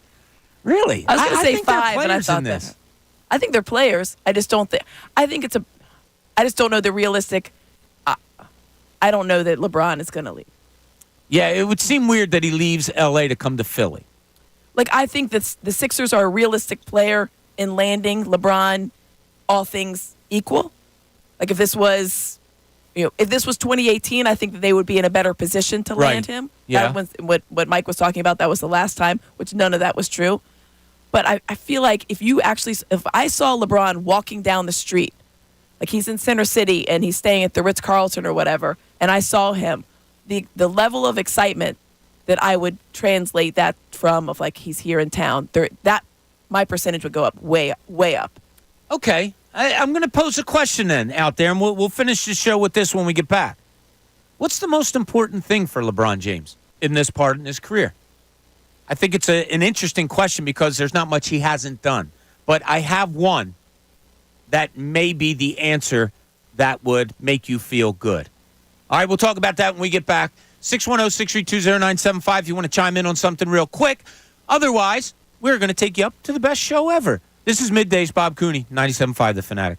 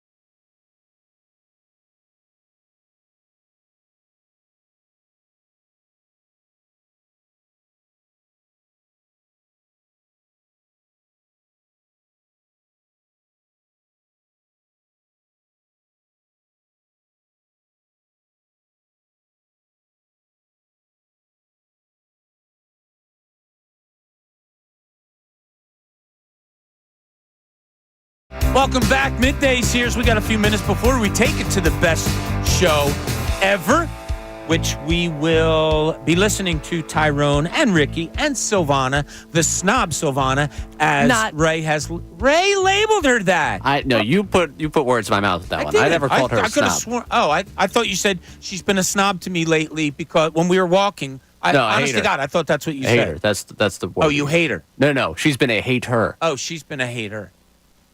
Why? No, we're not cutting this out. Still, we need to improve you as a person. Don't listen. She's telling us not to listen. She's like, you. don't listen. All right, stop we talking. won't listen to Ray. How about that? Nobody listens to me anyways. Well, Reggie just texted me again and said thanks to Ray for having my back. You're welcome, Reggie. Yes. So, maybe we'll have to, get everybody together and have a nice, fun party and, stuff like that. Well, just make sure everything. Remind you of it. That's it. That's it. You need the reminder of it. Okay, so if you were in a nutshell, real quick before we get out of here, if you were in a nutshell, I were to ask you the question, what's most important for LeBron James right now in his career moving forward? Amy, what would your answer be? Is this Amy's answering or am I answering as LeBron? No, I want you to answer what Amy thinks. A championship. A championship. That's it. Another Just one. Boom. Another championship. Yeah. Okay. He wants to win one more. I don't know. I mean, look, my head's not in LeBron's head, but. No. What is, and I hear a lot of people saying, wasn't that the question about Jalen Hurts about next year? Exactly. It was. Ray, your answer. What does LeBron James, what is most important for him right now? One more. Yeah. One more. Why? Just because that's the ultimate? That's where he's at in his career. Yeah. Does anything have to do with legacy in your guys' mind? I think his legacy it's not going to be improved or changed with one more, in my mind. Ooh. Now, think it is? I disagree. Here's where I'm glad you said that because here's where the question comes. For him, I don't Who's think the so. one person he's chasing? Jordan. Right? Michael Jordan won 6 NBA titles with the Chicago Bulls, all that. Would, in LeBron James' mind, maybe, he come closer, if he's not already there, to Michael Jordan by winning in Cleveland, going to Miami and winning a championship, going to L.A. and winning a championship, going to Philadelphia and winning a championship. Who's winning these championships?